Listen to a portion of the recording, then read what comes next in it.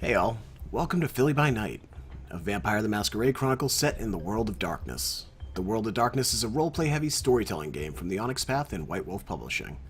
This is a weekly live broadcast featuring a few geeky broadcasters and voice actors who love role-playing. I invite you to enjoy our 6th episode tonight, and to check out our past broadcasts on YouTube. With that, we'll hand it over to the lovely Spira, our storyteller for this evening. Hey everybody, welcome back if you have been with us so far, and welcome if you're new. I will give us a quick little recap of last week's episode. Anton and Anthony took off to the fish market to confront the Giovanni, telling them that they would not give in to their racketeering game. Their answer was in the form of 2 assault rifles, but the Tremere and the Toreador managed to get away with only a nasty gash to Anton's cheek, thanks to Anthony's superb presence skills. Deckard discovered the secret of the blood coin, that it will reveal a secret and a lie with the blood from both the asker and the intended. But Deckard, growing more impatient with Benedict's secrets, knew which answer was the truth and took to Benedict's haven to search for information on his sire. Finding Benedict's notes, Deckard takes off to find the mysterious Nosferatu. Then we have Conor, who's making his rounds around the city, acquiring a pistol and requesting his contact get a hold of some incendiary ammo. He also got a job at a bar, for reasons. Roland took Glenn along with him to take the house behind the one he'd already purloined, but ran into a few more faces than he expected. Killing the parents and young son of the family did little to sway Roland, but encountering their 7-year-old daughter, well, he couldn't bring himself to kill her and sired her instead. So tonight, the players will continue their personal goals, and we will hear from all of them. First, let's have Clarity as Gideon explain a little intro about his character. I am called Gideon. In life, I enjoyed success in the world of big business through ruthless efficiency and cutthroat tactics. This is likely why I was chosen to carry this dark gift to immortality. I was sired into Clan Ventru, the movers and shakers of the Camarilla, aristocrats and leaders. My sire was Edgar Callahan.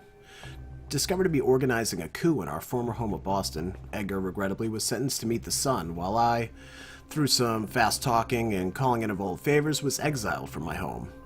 I had arrived in Philadelphia just recently, with the promise of a new beginning to my unlife, and new opportunities to seize. Next we'll have Chard as Roland. My name is Roland, and I am a Bruja. Bruja are the rebels of the Vampire Society. Filled with passion, they find a cause and latch onto it with all they have. I used to be an eco-terrorist turned drug dealer on the run.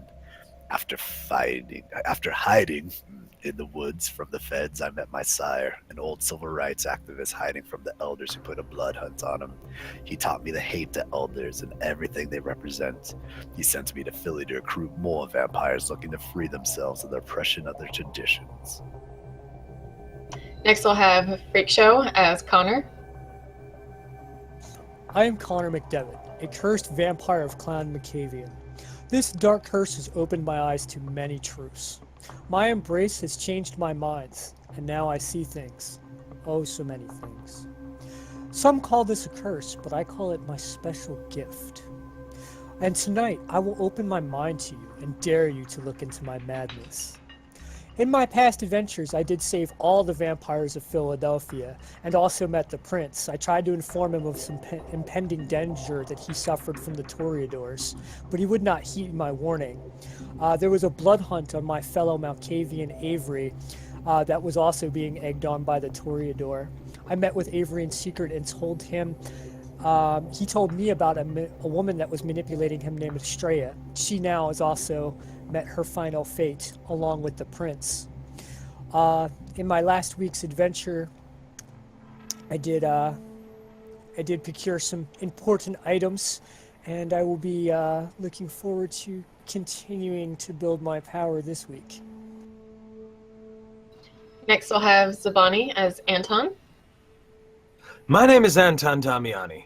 While I was in law school, I came down with a terrible sickness. When conventional medicine proved ineffectual, I turned to the occult. This drew the gaze of the sorceress Clan Tremere, a group of vampiric blood mages. They saved my life by taking it. I am now sworn to them as both a lawyer and a blood mage, and I spend my time studying my spells and rituals. After last week's debacle with the Giovanni, yesterday's debacle with the Giovanni, I seek to lay low and wait until the elders show their faces again today. All right. Silver, as Anthony is not with us this week, he is off on a whole bunch of cooking adventures. So we will check in with him maybe next week. And following that, we have Revolver as Deckard. Hey guys, my name's Revolver. I'm playing your friendly neighborhood Nosferatu, Deckard. If you guys don't know what a Nosferatu is, think of a ghoul from the Fallout universe. They're mangled, disfigured looking, and often ostracized by their own kind. In life, I was a private detective. In my unlife, I work as an information broker. And the past couple of nights, Deckard has been pissed off with Benedict and even resorted into eavesdropping and snooping in his room to find out what he's been hiding. And I did learn what the coin did. And now I'm off into a park, disguised as a hobo, to see if I can meet my daddy Deckard. Okay. We didn't decide an order earlier. Who wants to go first? I don't mind, I'll go first. Me, Okay. pick me. Notice All me, right. senpai. Okay, so we will start with Conor, who I think with the beginning of Thursday night was going to start at his new job. Well, Or whatever you want to actually, do. I literally have not been hired yet. I have to meet the boss, and the boss has to approve that I am the man for the job. Okay, do you want to do that, or do you want to go wandering off elsewhere? Well, actually, I did want to start this night with a conversation, because I'm figuring it's the beginning of the night, correct? Yes. If I'm waking up, hopefully next to and cuddling Avery, I would like to have discussions with him this morning, assuming we wake up about the same time, before I leave. Yeah, you were actually always waking up earlier than Jack, so I'd say you wake up just a tiny bit before Avery, but you both wake up around the same time, and apparently you're cuddling. There you go. I'm a cuddly guy, man. Cuddly guy. All right, dude, so I would like to have interactions mainly with Avery, maybe Jack as well, however you want to play that. Okay, so at the moment Jack is still asleep if you just woke up, and Avery has woken up and gone about his busy task of trying to deal with all of those books and all of the chairs and all of the papers and all of the pens and everything that's just scattered around Jack's Haven. Oi, Avery, look at you, like a fucking busy beaver, always trying to clean everything up. What are you doing, mate? It's too much. It's too much. They should be in their places. They should be on the bookshelves. They should be where they're supposed to be. Oi, look, man, when you're in your own home, you do this. Like I said, this is Jack's shit and you ought to stop touching it. You know what I mean? Don't get your grubby fingers all over the place. And speaking of your grubby fingers, I want to know, you've had your grubby fingers all in New York City, right? Well, yes, I've been to New York City. I've been there a couple times. What are you asking about? And he tries to hold himself still to talk to you, but you see his arms shaking that he just wants to start cleaning. Hey, look, man, do you want to just go outside for a minute and talk? Maybe some fresh air will do you some good, because you're looking mighty pale, even for a vampire. Avery nods and goes, yes, actually, that might be good. Some fresh air might be good. So he... Hey, you know Conor loves the birds. Oh yes, birds are nice, And he slowly, shakingly starts walking towards the door to head outside, but, still picks up a book and try to straighten it out on the desk. Hey, fucking crazies. So, anyway, what I was thinking is, you know some people of influence there in the New Yorks. Yes. New York has quite a few more of our kind and take more consideration with their actions than some of the ones around here. Well, yes, and see, that's my concern, my good man Avery. See, with the whole Prince situation here in Philadelphia, like, him being dead and whatnot.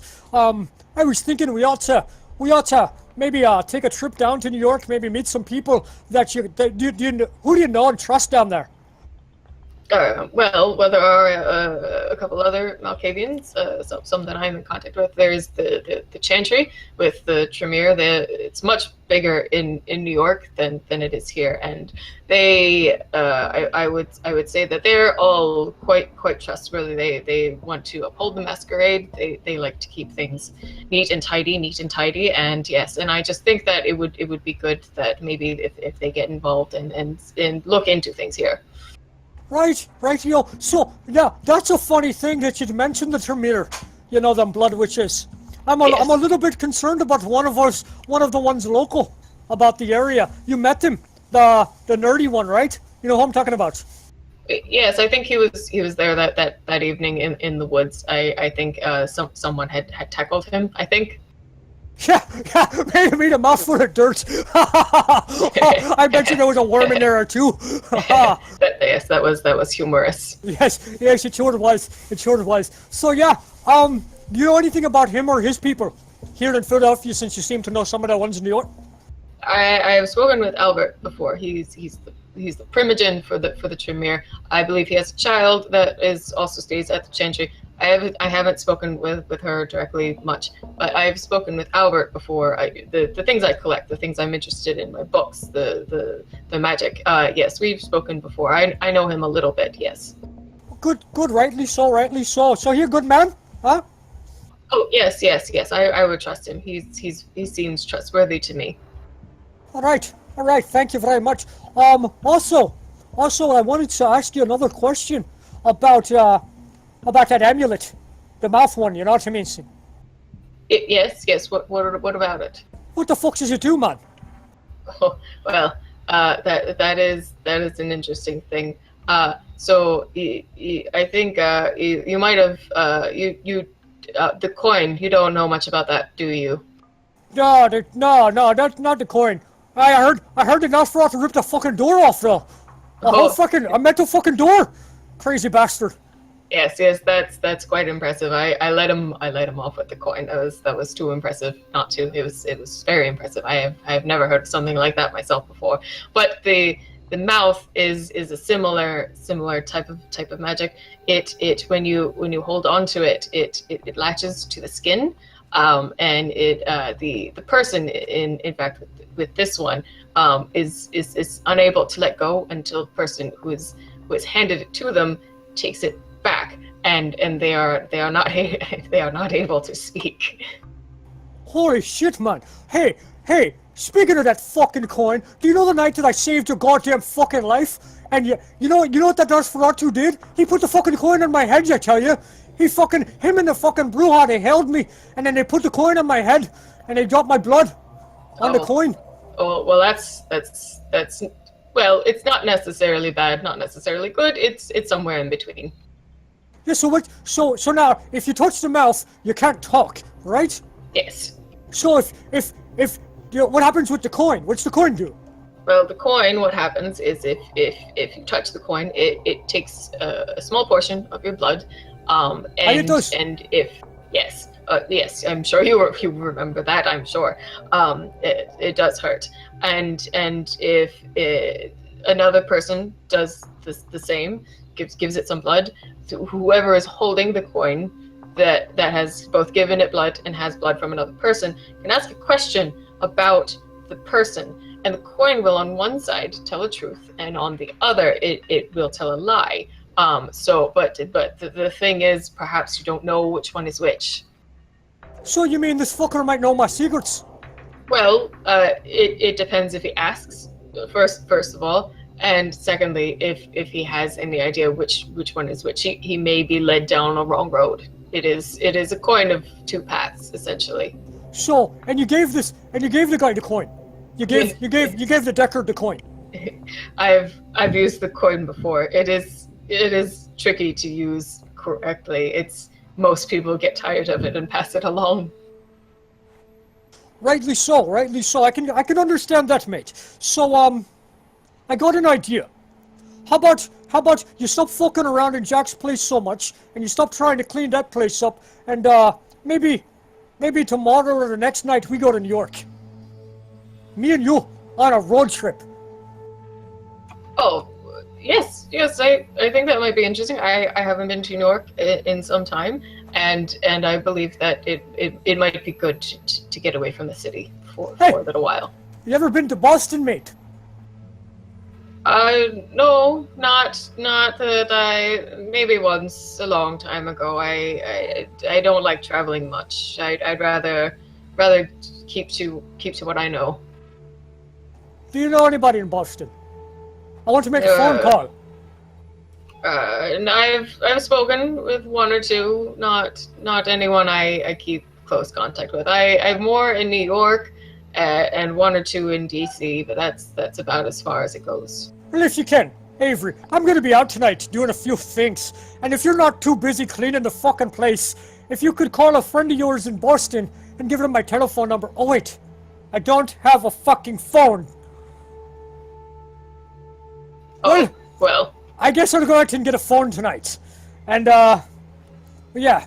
I do believe Jack has one. I believe Jack has a phone. Well, yes. So call one of your buddies. Call one of your buddies in Boston, that you know. And, give him Jack's telephone number. Yes. And, then tell him I'll be calling him. Yeah, yes, okay. I will see who I can possibly contact in that city. Thank you. And, do you need anything? I know, I'm so used to before I'm leaving asking if somebody needs me to bring something back. I know you're a full-on capable night creature, and you can go out on your own, but do you need anything while I'm out? No. Thank you very, very much, Connor. That's very nice. No, I actually maybe some more cleaning supplies. Just a couple things. What did I tell you about the cleanings? You're gonna have to do that yourself, man. I'm not gonna run around and be your little maid. You know, so you can clean the place up. Jack's got everything in the right place for his fucking condition, if you know what I mean. Fine. Speaking of Jack, let's go inside and talk to him for a minute. I need to see if he needs anything. We can skip that. Of course. We can skip that. Okay, so me in a downtime that Connor goes back in, speaks with Jack, and asks him if he needs anything. He's actually sort of wandering around like someone in a museum and just very fascinated with the way things have been moving around with Avery cleaning, and he's just sort of examining them and trying to understand exactly why he decided to put the books where he did, because he doesn't understand it. He thought they were in the right place already, so he's just busy examining things and tells Connor that no, he doesn't need anything specific right now. All right, I think we can hop over to somebody else. Who'd like to go next? Crickets. I'll go next. How about Anton? Does Anton want to jump in? Sure. Okay. What is Anton up to on an early Thursday evening? Well, after my, cursory feeding, I'm probably going to go, I'm going to try and get in contact with Gideon again. I've been trying to reach him for a couple of days now, and he disappeared, and it kind of worries me a little bit. Yep, kept getting that voicemail. Okay, so you're calling Gideon? Yes, I am. Anton. Gideon, you're alive. Well, what else would I Well, be? figuratively speaking. I'm sorry I haven't got back to you, friend. I've been quite busy. Well, What's the news? So we talked to the Giovanni. Okay. And how did that fare? I believe we might have made things worse. We needed your way of words, and we didn't have time to get you.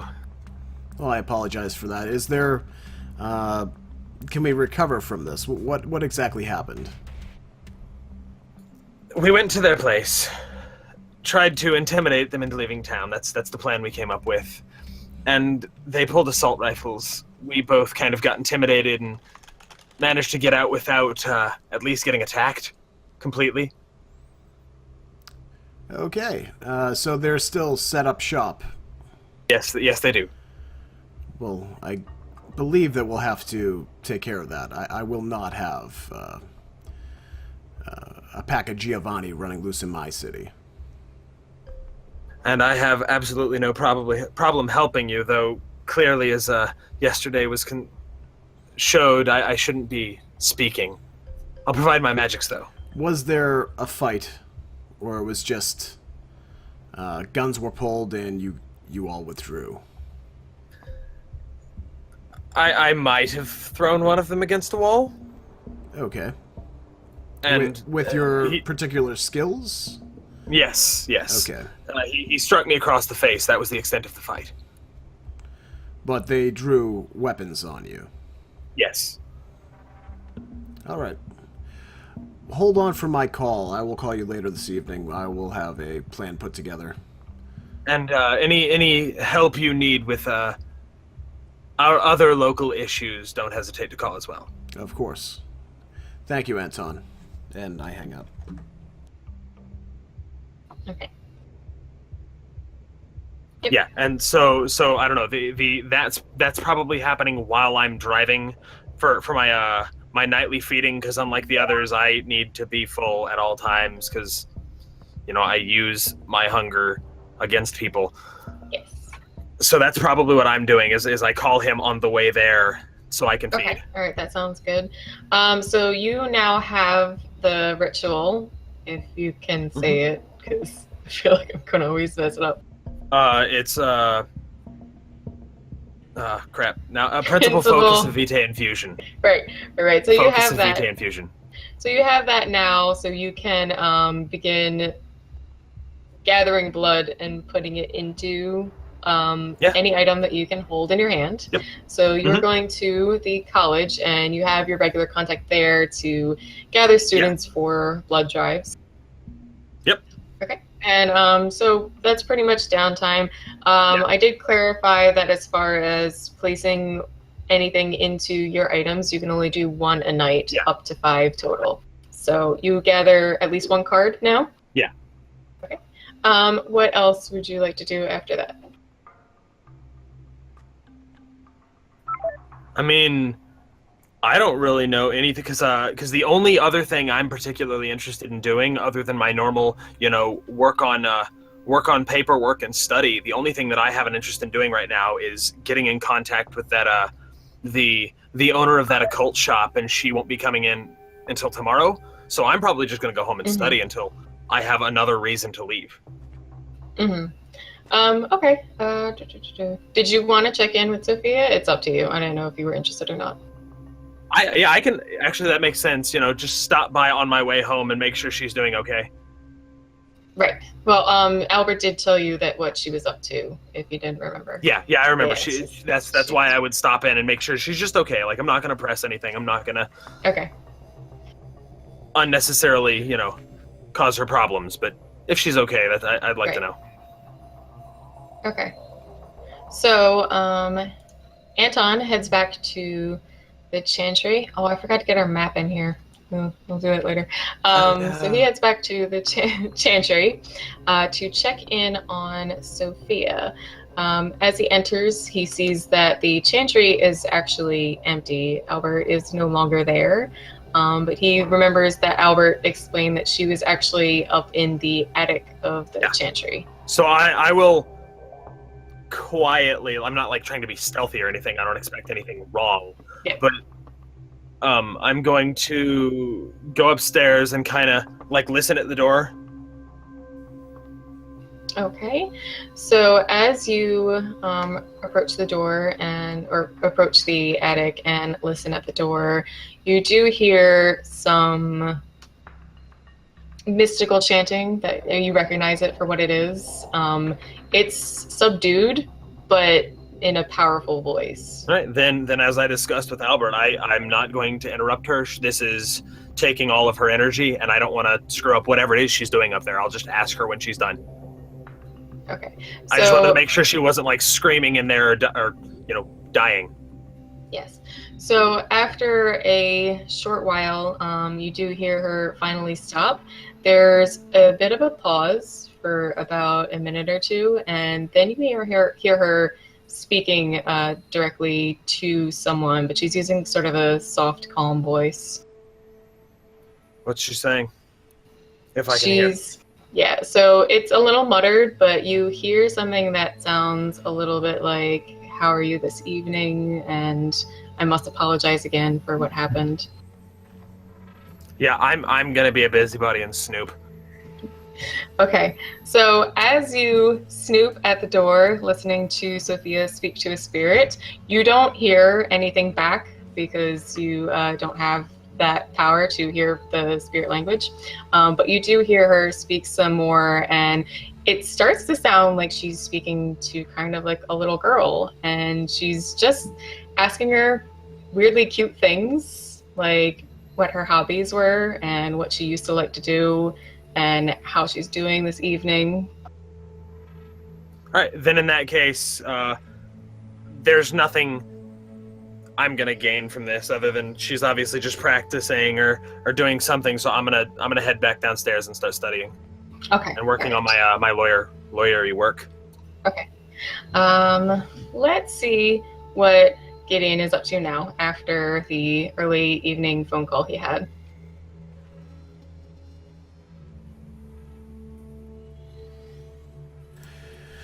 Gideon is sitting at the hotel still. He has, in the last few evenings, called the local Ventru for a board meeting of sorts, and has met with the local newspaper writer he had contacted. That meeting has led into other meetings with local government officials, which he hopes to utilize in some of his plots and plans. For now, Aspira had asked me to roll for my dominate for the newspaper writer. Mm-hmm. That is not... God damn it. Target number... What are we saying, 4 for willpower? For who is this one? The newspaper. The newspaper woman, yes, she's going to be 4. I have the thing the wrong way. So that is 9 successes.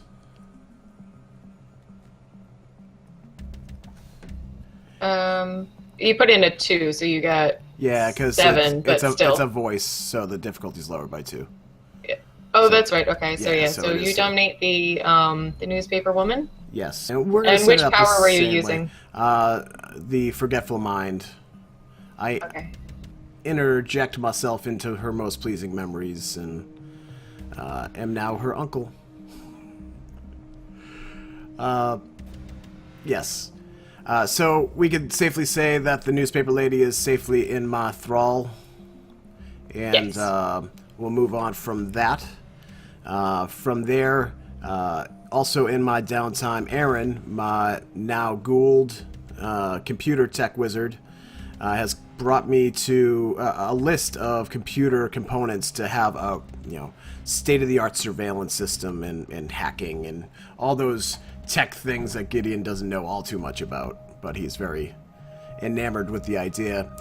So I go down to some of the local computer shops and find somebody to dominate to get some of those components for Aaron. Okay. So you can go ahead and roll the same. I also did that the wrong way. Alright, so that is a 7. 4. Forgetful mind again. Huh? Okay. 7 Same thing. successes, yeah, for the same thing. Yep.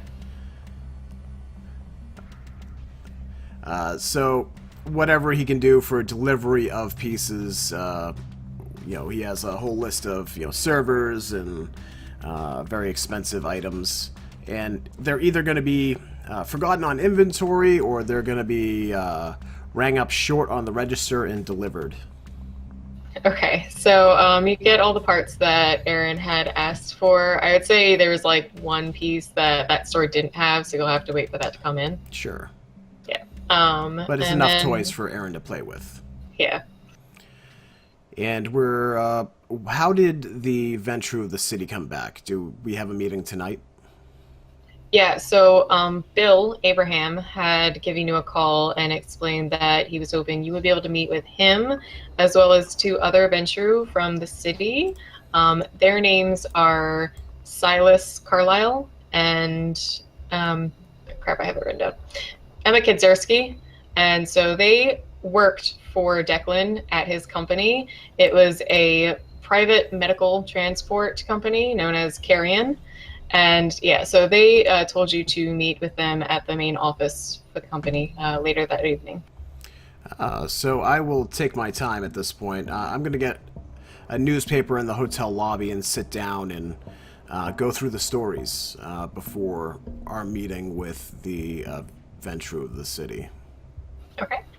You had seen in an earlier paper that there was a small mention into the paper a couple pages in that there were some bodies found in northern Philly with strange marks on their necks. They were noted dead on arrival, and that was pretty much all it was, just sort of an interesting little piece. The coroner is concerned, but there hasn't been any further follow-up just yet. These are separate stories now. That is one story you saw yesterday while reading the paper. So one story mention of 2 bodies. Yes. Separate nights. No, it was one story that came in together. No, but I'm saying the bodies were found on separate nights. Yes. With marks on the neck. Is there any other sort of meat and potatoes of the story? Any sort of just that police or... are investigating and attempting to find that they do believe that there may have been an outside source responsible, not any sort of animal attack. So they are investigating further about any possible suspects. Does it say what whereabouts in the city? Is it it's in a similar area then? North Philly. So in particular, it mentioned around Strawberry Mansion. What is Strawberry Mansion? It's part of Philadelphia. It's just the county area. Okay. That will be on the map when I get it set up. Is there anything that I know of the Strawberry Mansion area? Like anything? Anyone who's been in the city a little while knows that the strange thing about Strawberry Mansion is that it has some of the nicest houses and areas to live, but it also has the highest crime rate within Philadelphia, and there's some strange ghettos mixed in and around those nicer mansion areas. It's a very strange little gathering of places. Was there anything said about the victims, like what sort of lifestyle they led, etc.? No, I just mentioned 2 bodies found. Okay. I'm going to send a text to Mike for some more details about that investigation. Okay, so go ahead and send that text. He doesn't get back to you right away, but he's busy. He'll probably get back to you shortly. And as you continue reading this evening's paper, you do see a cover story about the old abandoned courthouse burning down in the woods. There are notes that the fire department was called and was sent out, was able to contain the fire, especially with it being near the woods. There wasn't much damage to the landscape. While they were passing through the area, they also found a burnt down cab with the driver, skeleton, basically, the charred skeleton left inside the car. There was also a mention that 2 charred skeletons were also found inside the remains of the abandoned courthouse. And similarly, there is now a investigation going on about these events. Wow. Just this city is going to hell. I mean, the sort of people that would do that sort of thing. So there are definitely 2 skeletons in the courthouse. That is great news. Let's see. Yeah, it's kind of open and shut for me. Okay. I think I got what I need out of that story. All right. Let's check in with, I think, Roland. Yeah, that works out. Okay, so this would be early Thursday after the events of Wednesday night. I didn't get to answer your question earlier, but I remembered you wanted to know how long it would take for a certain little somebody to come back. Because she was young, you trained her fully and only gave her a little bit. She was basically out for the rest of Wednesday, and of course she would sleep through the day, but she did wake up a little bit before you did on Thursday. And so where did you put her in your house? So I wasn't sure if we were going to play out this part because I was actually going to do some stuff while she was actually asleep. That's fine. We can do that. I was just explaining how that would work. Yeah, if we could start as soon as we ended, that would be perfect. Good. Okay, so you have just embraced the 7-year-old girl, and can we get that picture up? There's a picture. Yes, I found a picture for you. So you have just embraced a 7-year-old girl in the house. The 2 parents and her older teenage brother are also dead, and you are standing there with Glenn. Gwen, Jesus. Gwen, we need to burn down both of these houses. You think you could do that with the supplies that you brought me? I mean, yeah, I know that'd be fine, but what the hell where are you gonna go? I think we might have to make an unexpected entrance into the sewer and go see Deckard and him and his boys. I don't think I've told you much about them, but there's some Nosferatu that I know who might not say that they're with our cause, but they definitely have the same ideals as we do. Glenn shrugs and says, all right, I mean, I've also got a place myself if you do need to crash. It's nothing special. I'm pretty much just squatting like you are, except, and he looks around, this nice house as well. Not this sort of area. Well, the way I see it, when they find out that there's a little girl missing, there's probably going to be some kind of alert out that they're all going to be looking for her, whatever her name is. We need to, I don't know, hide her for a couple of days and maybe lie low for a little bit. So Glenn sort of scratches his arm, just like thinking, yeah, so like, I don't know how to put together that stuff you asked me to get you if you do. I don't really have any gasoline, and I don't think it's a good idea to try to burn down 2 houses at the same time. I mean, these houses are right next to each other. It's going to wake everybody up. We're not going to be here, Glenn, when it burns down. We're going to be gone. That doesn't matter. So Glenn sort of shakes his head and just, I don't know, man. Fine, whatever.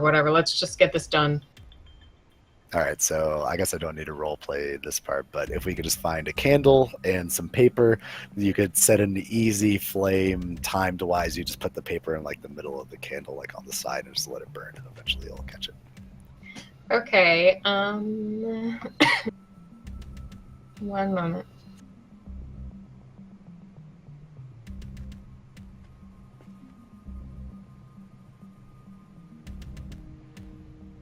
Okay, we'll do that in a little while.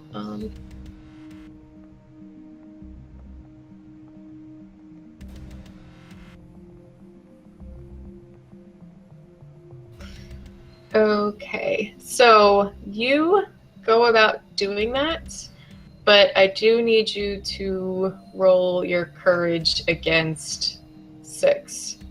Sure.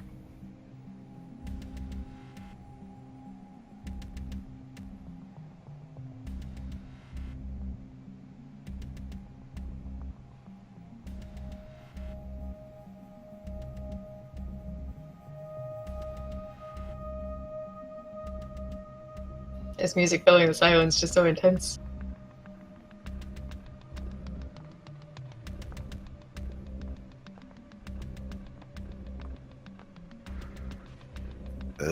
Okay. Okay, you got 1 success though, that's marginal. So you managed to not suffer rot trek, the intense fear of fire that Kindred can suffer from being too close to open flames. So you do get away, but I do say, you feel a little bit, just tiny bit, anxious about getting away as fast as possible. Right. So did I do that to both houses or just the one?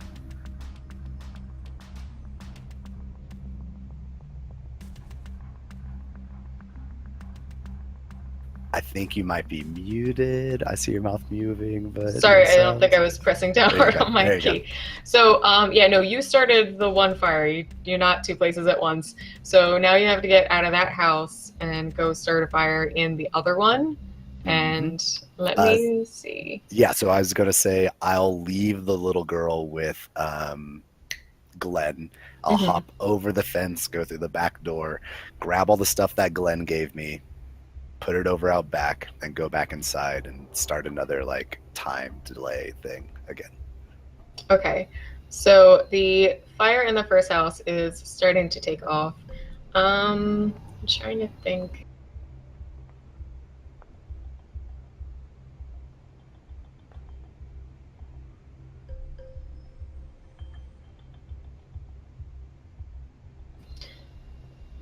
Yeah, so roll for me dexterity and stealth against 6. I just want to apply something in the situation where you're able to do this quickly and quietly that none of the neighbors that are real nearby, and not everybody goes to bed at like 10 or 11, doesn't really notice a fire starting in one house.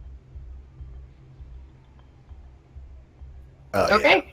Great. So you do manage to get the one fire started. You get your things out of the other house and get the other fire started. Glenn is hidden behind another like little alleyway, holding the girl, trying to stay in the shadows. He's not super stealthy, so I am actually going to roll for him real quick to make sure nobody spots him. Go for it. Let me find his thing real quick.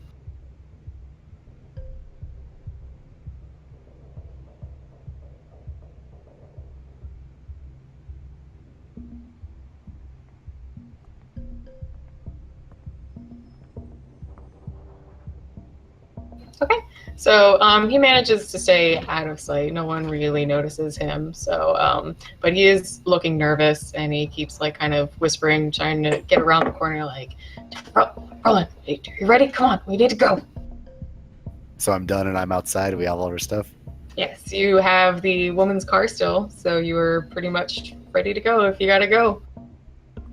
Yeah, let's get into her car. That'd be great. And drive to, I don't exactly know how to explain getting to Deckard's place. Like, is there just one sewer entrance that I know to get to his house, or? Yeah, you were taken down one way. There are other ways, but that's the only one you know about. So I would say this is going to take you round about a total of like probably 45 minutes. You also got the little girl, and it's not always easy trekking through the sewers, so. That's understandable. So yeah, I guess I head to Deckard's. Okay. This is actually still technically Wednesday, and Deckard is starting Thursday. So, trying to think of how to backwards play some time frame stuff. Hey, do we want to pick up Yeah, Silver we'll take a little bit of a break so we can get Silver in the game, and we can figure out exactly how we're going backwards in time. Okay, Yeah, picking back up with Roland, he's heading into the sewers with Glenn and tracking around back to the way he knew how to get into the Warrens. At this point, I do believe Deckard was actually out because he went to go meet Avery at the asylum. So the only people that would be there would be Benedict and O'Connell at the time. Yep, that's cool. Okay, so it takes you close to an hour to get there. So it's about maybe midnight, and you arrive and you see O'Connell in her usual hangout spot on the couch with her tablet, and Benedict is rifling through a few files out of a cabinet. We're in the, what is it called? The sewers? Yeah, the Warrens, and you're particularly in the antechamber. So that's the larger area that it's not better kept up, but it's sort of kept up so that other kindred can come and visit. And that's where other kindred are welcome to visit the Nosferatu. If they start straying or wandering around without one of them, then they're considered, breaking and entering pretty much, or trespassing. Benedict, is Deckard here? Benedict looks over. Oh yeah, you. No, he went out to take care of some business. I might need to ask a couple favors of you and O'Connor. He fully turns around this time to look at you and sees Glenn holding the passed out little girl. The fuck is that? It's a child, Benedict. No, I know that. I mean, why do you have one? I might have embraced it. I might be this child's sire. Glenn looks really kind of awkward, shuffling around, just doesn't look at the Nosferatu directly. Benedict and O'Connell both start laughing hysterically. You're fucking kidding me, right? No, Benedict, I'm not kidding. It happened in a moment of weakness. What was I supposed to do? Kill a little girl? I might call myself a monster, but I'm not really a monster. Can we get our lovely new art up of Benedict? Okay, good. It's lagging. Nice. So, here's our new art. It's official! I did the line art and Elvis Dame did the coloring. So, thank you, Elvis Dame. Oh, that's sexy. Okay, so sorry, what did Roland just last bit Roland said? I might be a monster, or I might say I'm a monster, but I'm not a monster. I couldn't kill this little girl. Okay, yeah, I just one second. So he laughs for a little bit longer, trying to compose himself. O'Connell's just shaking her head. She won't even look over at you. So, why are you here? Well, I'm assuming when they find out that the family's dead and the little girl's gone, they're going to be looking for her, and the best place I know to hide is down here in the sewers with you. Alright, look, kid, we already gave you one thing practically for free, and we're still expecting payment for, anything else you need from us. You never got any information, and now you want us to take in your little kid? We're not a daycare. You said take in the kid, but what I actually want is for you to take in me and Glenn here and the kid. So Benedict walks up closer to you just to more engage you directly while he speaks with you. Just says, I can't do that. This isn't a hotel. It ain't a daycare. Look, I'm sorry, but you're not welcome. You're welcome to come here and ask our services, and that's it. And even if I want to pay, even if information's involved, there's no way that I can maybe persuade you for us to stay here. Benedict crosses his arms and sort of shakes his one shoulder, just trying to size you up. What exactly would be worth rent? Well, most landlords take money, but I'm assuming you need information. That's what you and yours deal in, isn't that right? That's a better currency for us. Well, what information do you need? Maybe I'll be able to go out there and find it. He looks at you kind of more up and down again. Hey, you said you're Clan Bruja, right? Yes, I'm Clan Bruja. He thinks for a moment and nods. We don't really have very much about, are there more of you around? I don't see it often.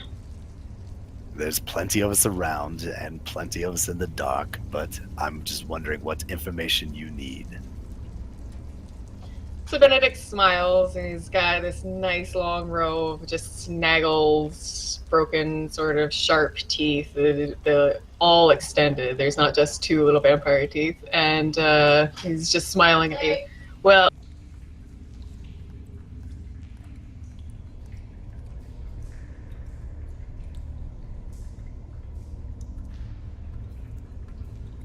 Did you say something? sorry. No, okay. He's smiling at you and just sort of chuckles a little bit. Yeah, so, how about you tell me a little bit about your group, names, what your, interest is in the city? You want names and interest in the city. Yeah, information. That's kind of what that is, right? Is there... Deckard, you really... Look, I ain't interested in messing with your plans. I just like to know what's going on.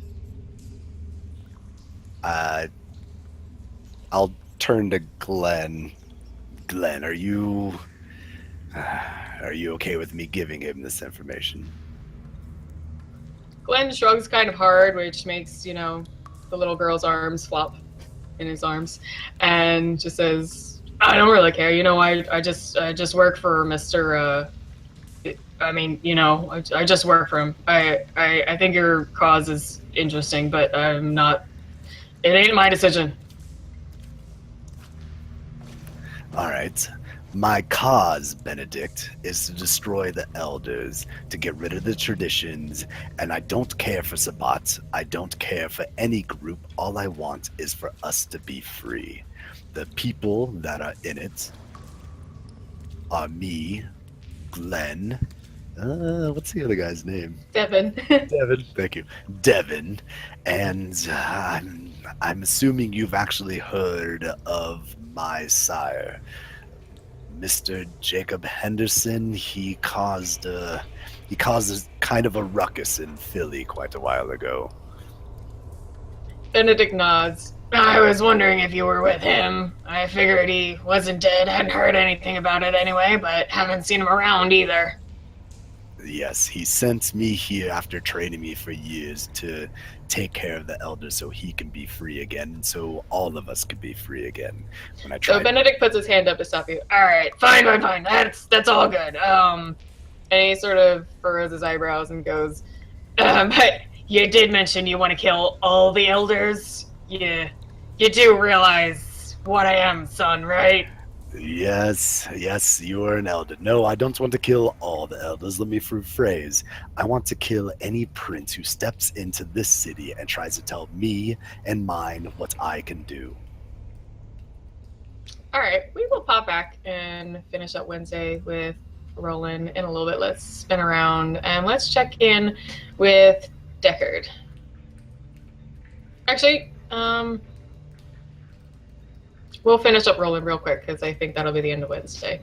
So, Benedict nods a little bit and says, "All right, look, I think I've got a few more questions for you, and we'll readdress that later. For now, I'll let you and this one and the little thing stay here, but I'm going to take you elsewhere. I can't really have you here, first of all. And if I do catch you sneaking around in our things, trust me, I've got cameras everywhere. I'll know. You're going to be in a whole lot of trouble. And yeah, now basically, let's make sure that Deckard doesn't know you're here either. I don't know how that'll go." What do you want me to hide this from Deckard? Deckard is someone that I feel like I could trust, and you want me to hide this from him. So Benedict sort of just rubs his brow a little bit. "Look, Deckard's important to all of us, and he's a great guy and everything, but he's been a little loose cannon lately. I'm just trying to keep him balanced." I understand. He told me to attack a man and then laughed while I did it. It was very strange. I understand, but well, I mean, obviously that's funny, but it's still, you got to do it the right way. Yeah, it was hilarious while another vampire casted magic on me. Yes, quite fucking funny. But I have another issue. You have a ghoul here, right? So Benedict nods a little, not wanting to necessarily give away exactly what's going on in their own world, but says, I mean, I saw her, so I know, but he still just didn't want to confirm whether what was still going on with them. And I'm assuming she's here because you don't need Deckard draining bodies by the clinic again. I saw that firsthand. I'm assuming that's something you want to keep quiet.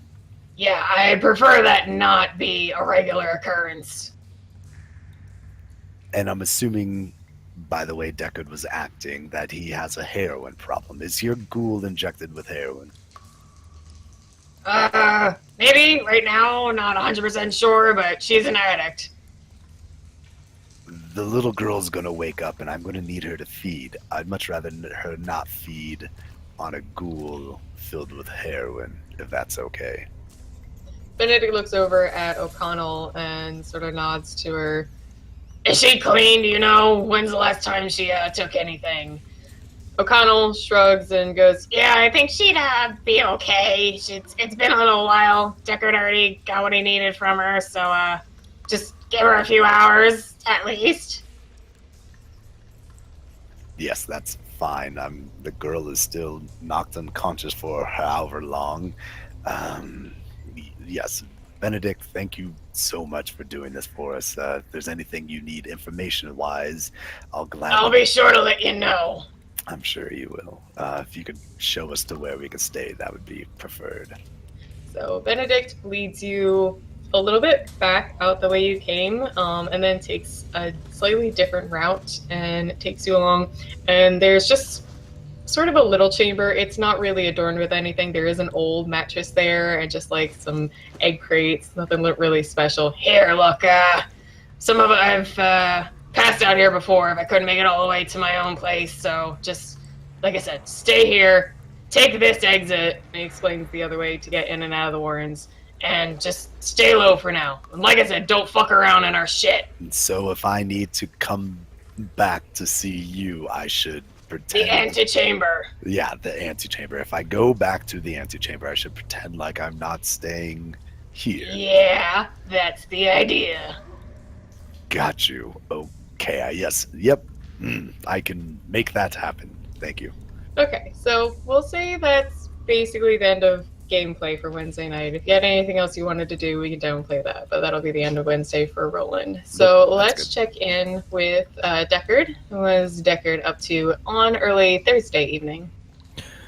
Well, I snooped through Benedict's room. I got the information on my sire that he's been trying to hide from me. And then I made a scene with O'Connell, you know, telling her to take care of my ghoul, and then I'd be out and I'd be back later. And now I'm at the hunting ground, disguised as a ugly-ass, raggedy hobo, because that's what the guy feasts on. Yes, we do have a nice little picture for that. Should be Abby or Hobo Alley. Okay, good. So I can't see the pictures anyways. Yeah. So Deckard found some information in Benedict's Haven regarding the spots that the mysterious Nosferatu had been seen previously, and Deckard decided to take off to the place that was marked down the most. There was a couple extra notes about this area, and as he arrives, he finds sort of the underpasses under some roads, and he sees that there's a lot of seemingly homeless people wandering around. There's a few people already snuggled up in some clothes and newspapers and things just to keep warm, since it's later into September at this point. And he will be investigating around. You said there's other homeless people here? Yes. I'm gonna kind of grab a newspaper and pop a squat next to one, be like, "Hey, buddy, is this alleyway, can I sit here?" And I'll drink like an empty bottle. It's an older looking man. He looks like he have been out on the streets for quite some time, just shrugs and nods. Yeah, it's fine. You're pretty good. And I'll like punch him on the arm, be like, yeah, I heard some crazy stories about this place, you know, Jack. Yeah, so what have you heard? You know, just you know the ones. Don't bullshit me, man. He just looks a little confused. Oh, wait, sorry, well, like, I mean, what do you mean? You know, the guys that are, like, dying and stuff. You know, they got, like, I don't even know, you know? So he starts nodding his head more. Yeah, no, I heard about a couple of them. It's pretty gross what happened. I don't know, it sounds like animals attacks things. Yeah, buddy, yeah. Do you, like, check their bodies for, like their shoes and stuff? I ain't taking no dead guy's clothes. That's. No, you don't even know. This guy's jacket right here. Oh, it's dead guy 3 weeks ago. Yeah, okay. I mean, that's good. It looks pretty warm. So, I need some shoes. You want to tell me where this guy is dead? Maybe find his shoes? You want to go where all those people were getting killed? Yeah, man, it'd be fun. You want to come with me? No, but I mean, like, if you want to go, and it kind of looks like excited for you to get the fuck away from him. If you want to go, I remember where I heard it happen. So he starts explaining where some of the bodies had been cropping up, or also a couple places that bodies had been completely disappearing. Oh, thanks, Jack. You're a real good guy. You know, when I hit the lottery, Jack, you're the first person I'm gonna see. All right? And now I'll just start staggering off like a drunk homeless guy. Okay. So you got that little bit of information that's helping lead you in the right way. I would like you to roll wits and investigation against 6. Okay. Wits, investigation 5. 6. Negative. No. No, that's just a failure. It doesn't count as a botch, so you're okay. So Okay. you spend an hour not able to really find any good solid leads the first area you go, which is where the dead bodies are, but you realize that you just went to the place you left a couple dead bodies a couple nights ago.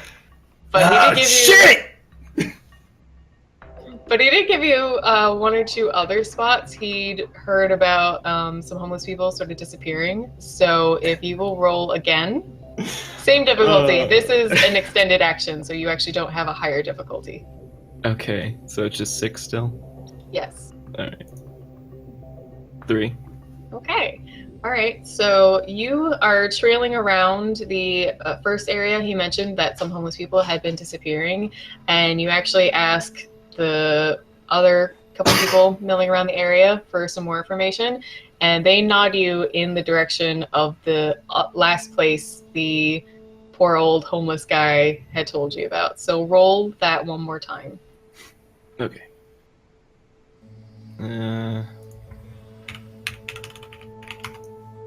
So 5. Nice. Okay. So,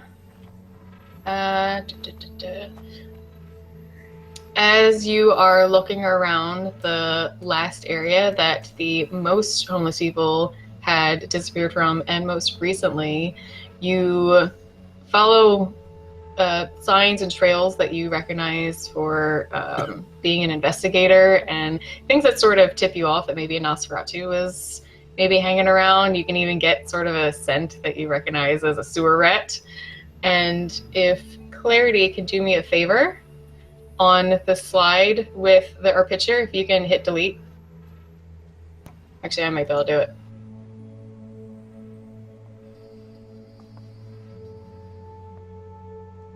My picture thing's not working, by the by.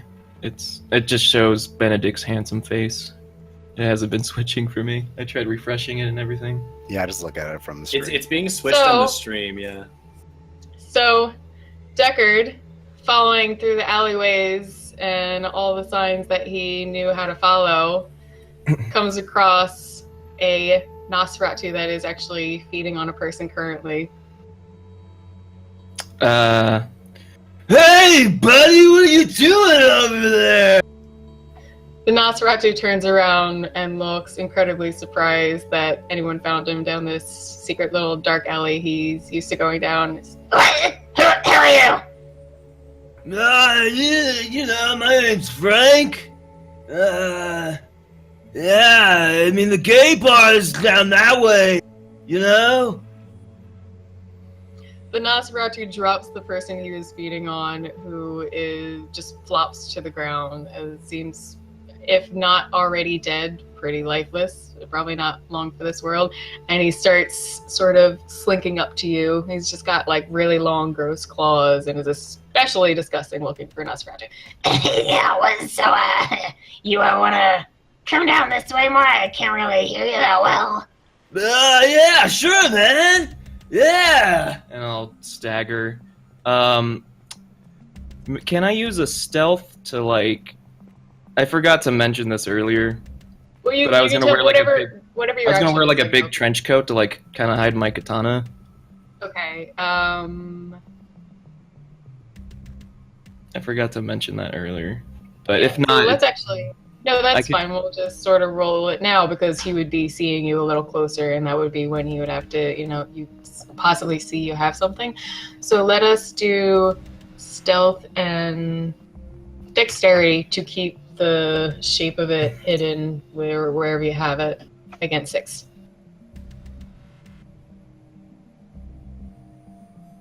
damn it, wrong dice.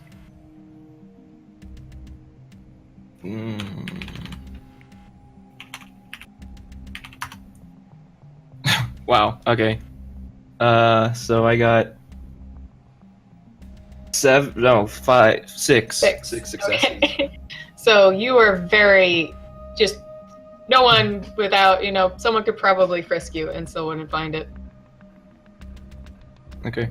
Wow, where am I hiding that thing? So I'll keep I'll keep like one arm kind of behind me, and then like the bottle in front of me, even though it's like empty. I'm just pretending that I'm drunk.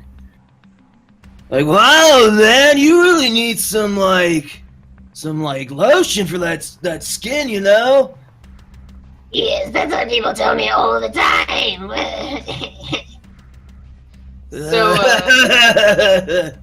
So you did start following him further into the alley? Yeah. Okay, so 1 second.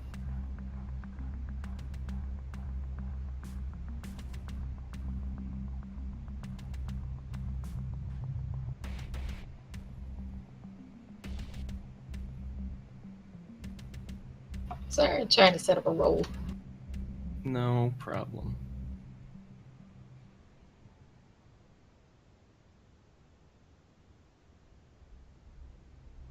Okay, so he is going to basically jump at you with like strength and brawl, because you weren't necessarily expecting it. I just want you to roll.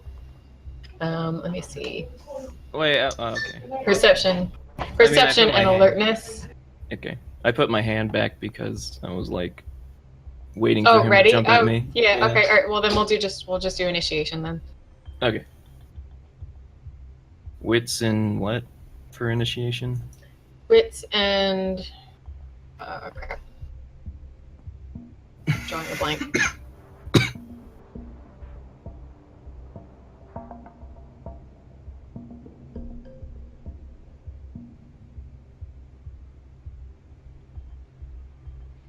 Is it alertness? Sorry. Does anyone remember? I think that's that's what it is. Okay, I was just. And then 6 or 4? 4 for just initiation. I got 1.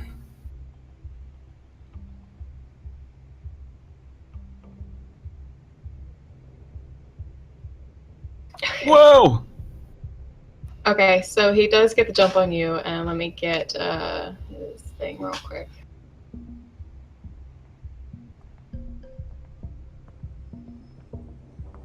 Okay, he only has a marginal success on trying to jump at you with strength and brawl to sort of tackle you and hold you down. So now you can roll yours, whatever specific action you want. Are you doing melee, I'm guessing? Yeah, I was gonna slice him with my katana. Okay. So I just roll that. It's dexterity and melee. Dexterity right? and melee, yes. 7 and 6. Yeah. 4. Nice. Okay. So.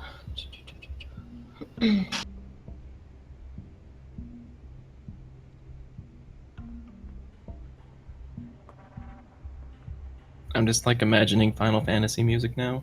We did have a battle theme. I don't think it's in there anymore. Oh, rip. I can't hear the music Yeah, anyways, so. It's not in there anymore. We have other stuff, but it's not as fitting. Yeah.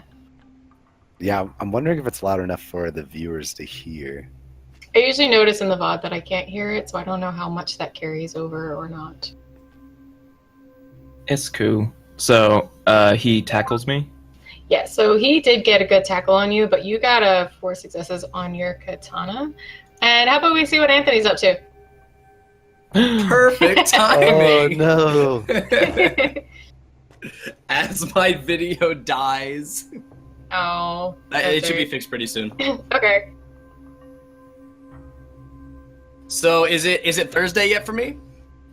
Yes, and you already had your meeting set up for May. To Yes, go meet I her. do. Oh boy, oh boy, oh boy. Where are we meeting? Are we meeting on the streets? She explained where her boutique was. She actually Oh. owns a small boutique named May Boutique, but it's like M-A or M-E-I, like with dots in between. Oh, okay. Like me, okay, I got you. Yeah. Clever. Alright, well then I will head there post haste.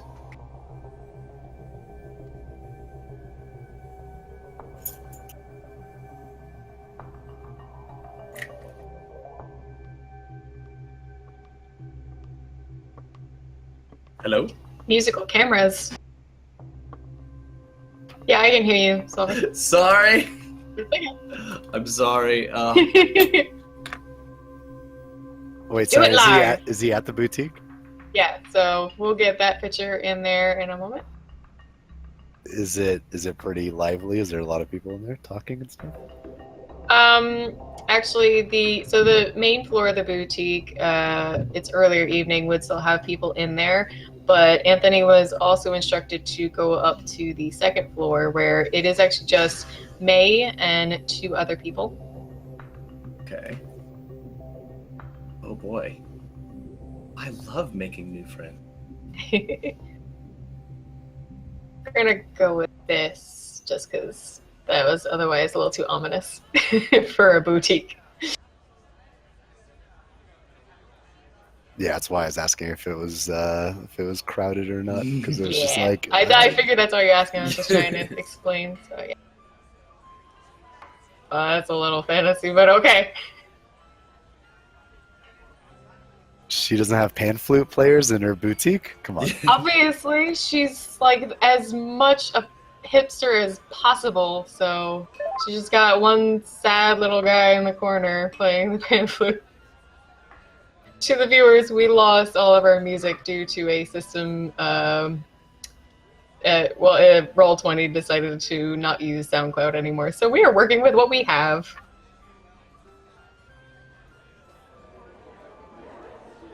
All right. So who are these 2 people that I see? What are they like? All right. I do have a picture of them as well, but the one is a young guy. They're both sort of rock punk looking, very stylish. There's a young guy and a young woman, and they're sitting on sort of a chaise lounge little chair, just watching May go about the place, arranging clothing and picking things out. May does turn around and see you enter. Goes, "Oh, Anthony, welcome." Good to see you. Good to see you. It's been far too long. Yes, of course. So she walks up and with almost very mannish way shakes your hand. She's, "Yes, welcome." And yes, I would like you to meet 2 of my friends. In fact, they are also of our clan. The first one over here is Tobias, and the other is Theo. They are actually in a rock band. Quite good. I've seen them a couple times. Oh, excellent. I haven't been much involved in the realm of music as of late, but perhaps I'll have to give a listen. So the guy nods at you and says, "Yeah, we usually play at the Electric Factory, sometimes at Chocodera. You should definitely check us out." All right. I will make an effort. Absolutely.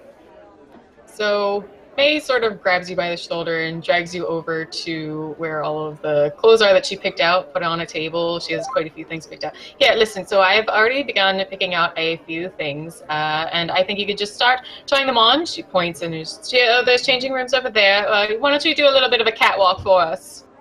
Boy, excellent. All right. I'll go in and I'll go change into the first set of clothes. Okay.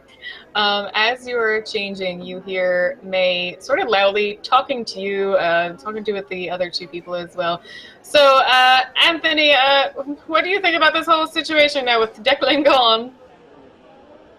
Well, to be honest, I haven't given it that much thought. I'm just glad all the violence and hustle is over, so now I can finally get back to cooking. I actually got to cook yesterday. It was wonderful. Oh, that does sound wonderful. How did everything go at the restaurant?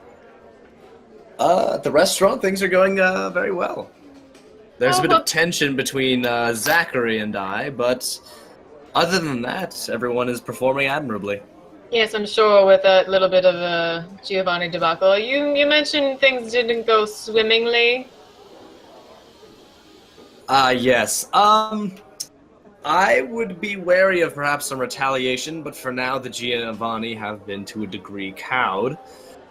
And they do know, and I believe they have stopped siphoning money from the Pinnacle. Fine. That sounds wonderful. I'm sure Cassandra will be excited to hear that. Listen, I had one other question. And then you hear the young guy and girl, Tobias and Theo, sort of giggling. Do you know the one young man that was at the courthouse? Bit of a riffraff. The sheriff? No, the one that had the tire iron. Oh, Roland. Yes, you know him? Yes. Limited. I can't say we've spoken more than once or twice, but I would say I know who he is, yes. Do you know more about him? I mean, like his whereabouts or how to get in contact with him? No, actually, I do not. I don't think we ever exchanged cards. Though, I do know that we do end up crossing paths, seemingly, at least at every opportunity. I'm sure I could get him to contact him if that's what you want. I have people who may know. She gives a very boisterous, overly played sigh. Yes. In fact, if you could get in contact with him, and I'd say maybe do so in a way that doesn't put up any red flags, I would like to get further information about that young man. I see. So you are not looking to talk to him more so than you are looking to find out about him. Theo starts giggling some more. Yeah, I'm sure you can figure out exactly why she wants to meet him. Oh, I see. Well, I'll see what I can do. So has Anthony changed yet? Yes, I believe at this point Anthony has been changed into whatever May has picked out for him. She picked out a sort of like a suit, but it was a little more stylish. It had a slight rock flare to it. It was more like, a dark, really clean cut coat with a red shirt, and the pants had like a thin leather lining down them. Wait, say that again? It's a suit with, a button down, but it has a slight sort of rock flare to it. It's a tight cut black jacket, the black pants with a little leather lining down the back, and a deep red shirt. Okay, not bad. Red and black, those are very vamp colors. I like it. Well. Okay, so now, as you're stepping out of yes, the... I will strut. Well, not like ridiculously, but I'll just kind of walk through as gracefully as I can. Okay, so May, in the style of a fashion person, she's got like her tape out, or measuring tape out, and just looking you over and walking around and looking up and down from all sides. Yes, I think that's wonderful. We'll have to take it in a couple spots. We do want this to be as flattering as possible, but I think this is doing well on you. Yes, thank you. Now, Theo have... wolf whistles, by the way. Thank you. I have a function question, actually. Mm-hmm. Now, given how in turmoil things have been in the city, I've been having to carry around some utensils in my satchel. Would there be a way to perhaps manufacture some clothing that would allow me to better conceal mid-sized kitchen knives? Perhaps in a jacket or some pants with hidden pockets of some sort? Tobias and Theo just start laughing, and Tobias even sort of nudges Theo's like, I like this one. And May sort of smirks very slyly towards, yes, something like that could be put together. Do you want to give me any further details? Yes, I have the preferred tools here. One is just a relatively small, considering what it is, cleaver, specifically for cutting meat, and the other is a slightly longer and thicker steak knife. Okay, so she takes them and walks over to the table, lays them out. She even starts measuring them and just starts tapping her face. Yes, yes, yes. Now I am definitely, let's see, leather, and if we do the padding like this, and she starts sort of mumbling to herself for a little while, lost in thinking about how to give you a tactile, fashionable accessory. And the two bandmates are just sort of giggling some more and look at you, just sort of, and Tobias just sort of like nods. So you're a pretty interesting chef. Well, I do my best to stay prepared. Well, it's a long story, but for the majority of my time as a vampire, I was learning all around the world, not really getting into too much danger, though it pays to be prepared. One of my mentors taught me that. And my first restaurant, I had to start on, well, sort of the mean streets of LA, so walking around armed in some way was generally a good idea. They both nod and they say, yeah, you know, everyone just always assumes that Toreadors don't know how to take care of themselves, but it's not true of all of us. Oh, it definitely pays to keep a few surprises in your back pocket. May sort of snickers, just sort of, speak for yourself. I don't do any of that. That's just brutish. Well, very well. If I need to get my hands dirty, then so others may remain clean. She waves her hand. No, dear. That was. I mean, I saw you at the courthouse. That was fantastic. I mean, if it weren't for you, I don't know what would have happened. Oh, you're playing my part. Everyone else contributed quite a bit.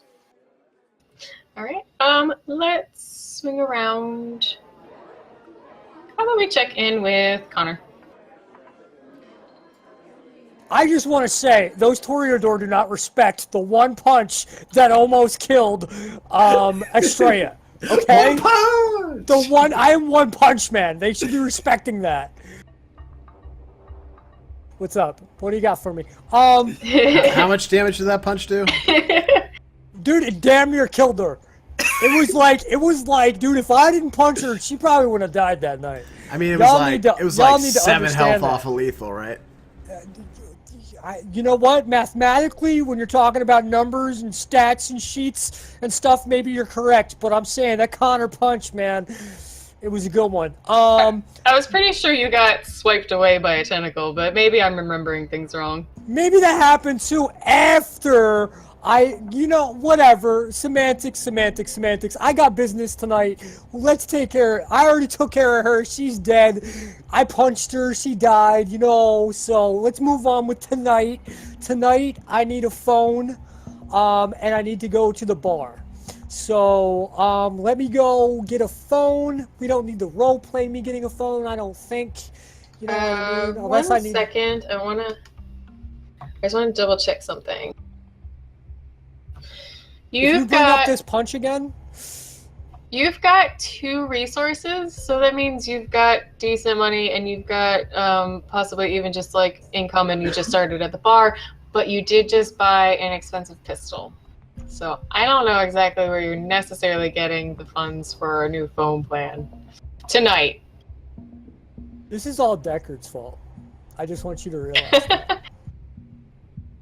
All right, dude. Just trying to play the game so right. You know what? That's fine. Since I don't have the money to buy a phone, I'm going to see my new boss at the bar. Okay. So let's get over to the bar, and I can switch back to the same music with the pan flute and everything. Ask her in live advance. cafe, good. Exactly what I'm gonna do. I'm gonna be It's your like, first day on the job. Exactly, dude. I'm demanding money immediately. Okay, so Connor takes a trip after speaking with Avery to Nipper's Pub, Good old nippers. where he sees Steffi behind the bar, and she recognizes him as always, one of the regulars, and just waves him over, tells him basically like to come behind the bar. Oi, love. How you doing tonight? Oh, great, Connor. How are you? Oh, fantastic as always. Fantastic as always. Especially when I'm looking at such a lovely vision as yourself. Oh, you're gonna make me blush. Here, let me get you a shot. Oh, that's a right dear. That's a right dear. Do I have to spend a blood point or a willpower point to drink a shot? You can't. You would throw it up. You don't have the thing so you would have to like sneak it away somehow. So throw it behind your shoulder while she's not looking. Okay, I'll attempt that. So she pours you a shot, hands it to you, and she does start to like work on somebody else. But why don't you roll to see what happens? You know what? Maybe I'll just tell her. Wait a minute. I saw Deckard roll earlier. I ain't trying to follow that up. He took all the good dice. He took all the good dice. Bad juju. Yeah. So what I'm gonna say is, oh no, Steffi, can't be drinking tonight. Got to meet the boss. I'm speaking like a Jamaican.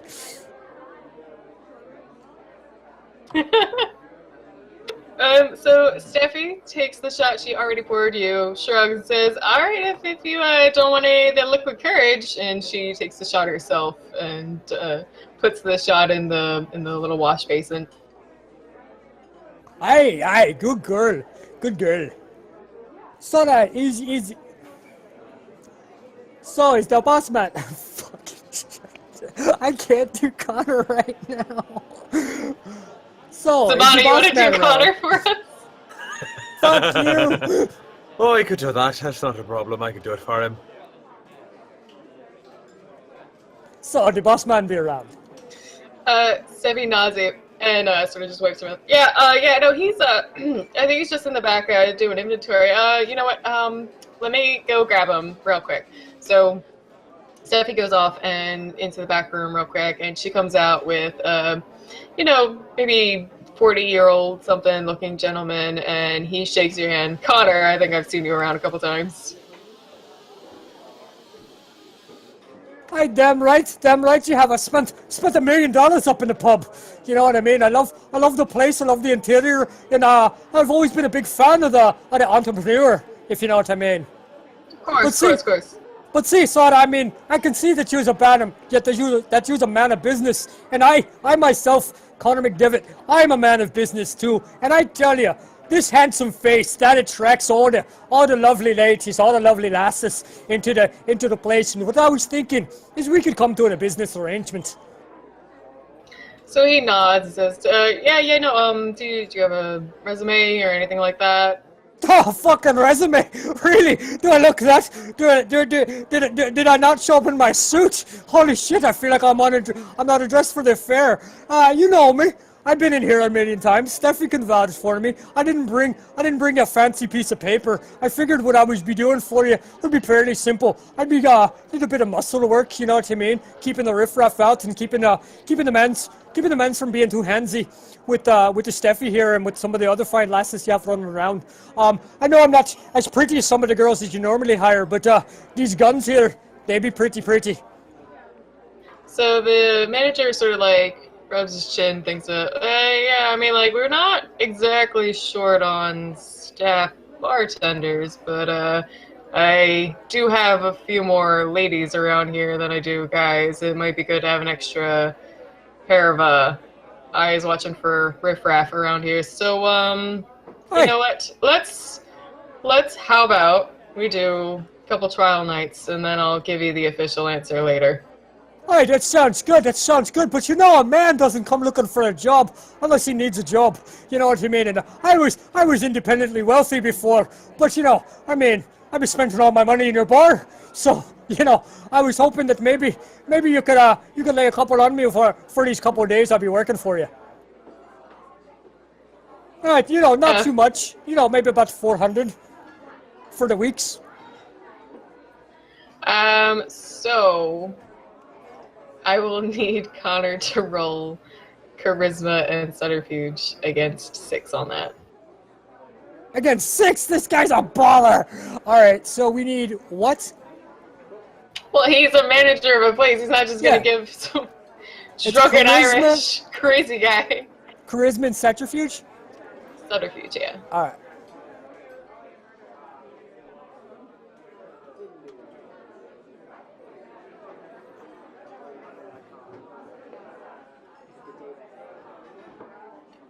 Like, see those botches. I'm just messing. You said difficulty is 6, correct? Yeah.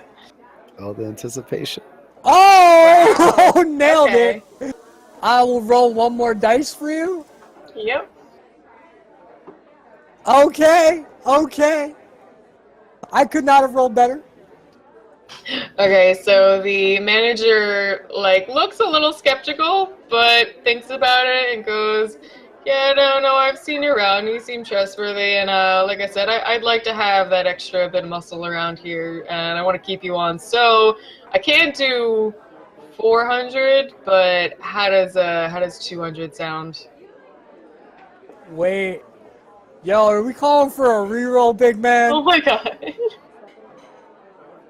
That's just Yo, mean. I see a kappa. That means it's a joke, gentlemen, ladies. It's a joke. All right, he said just a scare. Just a Oh scare. man, had me for a minute. I'm like, damn. Hey, you know, boss man. You know, I was thinking about getting that new iPhone everybody be talking about, and that's, you know, I mean, $200 is not really gonna cut it, and I mean, 4 successes, you know what I'm saying. So he thinks about it, and I'm a lucky Irishman.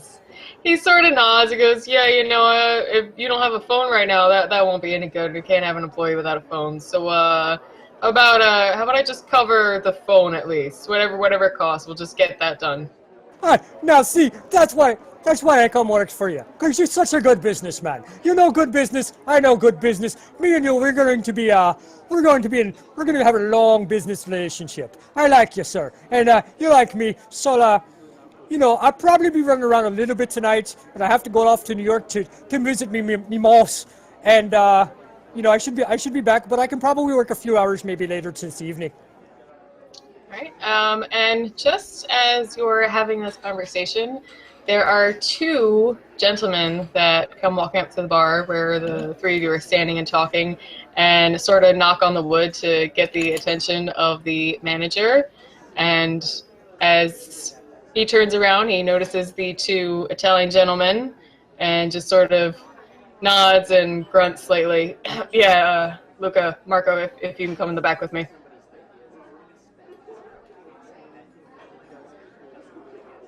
And we will. I would like to smile and nod at Luca and Marco as they go with my boss. Yep. All right, and we will swing on back to Gideon. Okay. Oh, nice tie-in. Nice tie-in.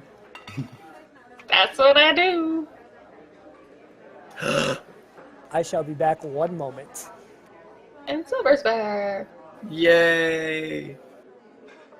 Maybe my phone won't die while charging this time. Well, that's why Clarity could not talk, because I was Apologies. fixing Silver. No problem. Savage liar. Okay, we're at Clarity. I am in the hotel lobby, which was somewhere... Pinnacle? The Morning Star Hotel. Oh, Morningstar. Pinnacle is the restaurant. Sorry, I'm just looking for the background here. Yeah, I'm gonna try to get the map up during the next break. Alright, so where do we leave off? You had covered all your downtime. You'd also spoken with Anton, and you had read the newspaper. I think that was roundabout. And you have your meeting upcoming with the Ventru. Yeah, we were I don't know if waiting- you want to call Anton back, or if you just want to go meet them. I think we want to just go meet them, because... Yes, I want to just go meet the Ventru. Okay. So, Bill had given you the address for the office building and basically how to get in, who to speak to, tell the secretary where you were going. They would give you the information for the office, and you would be meeting Bill, Silas, and Emma. Bill, Silas, and Emma. Silas and Emma, I don't know, correct? No, they are two Ventru that, when Declan had told you there were other Ventru in the city, those would be the other two, and you just hadn't met them yet. They previously worked for Declan. We killed two, and they sprout like They were flies, already don't they? there. Right. That's what I meant to say. All right. They were peons, though, so... Okay, so I will head to the office building. Garish picks me up, I assume. Yeah, Garish picks you up as usual, your friendly little cabbie nephew, who is several years older than you were when you died. Yes. All right, Uncle Ganoush!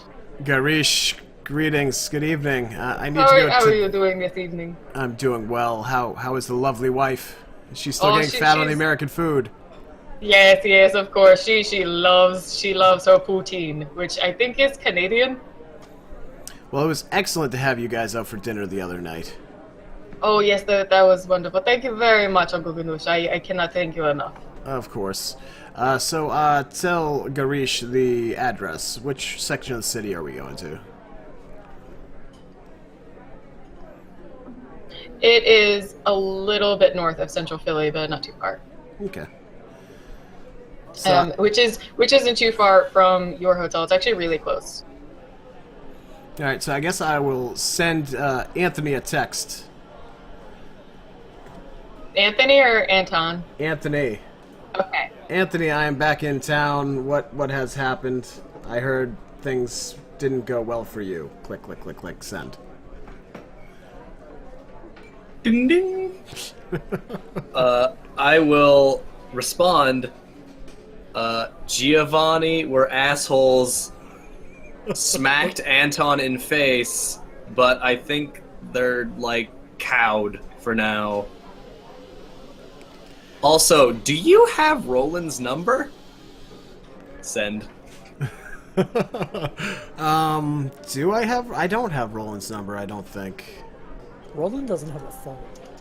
Yeah. Yep, I off the grid. had his He address. puts the sunglasses off the grid. I had his address, but that's not actually a thing.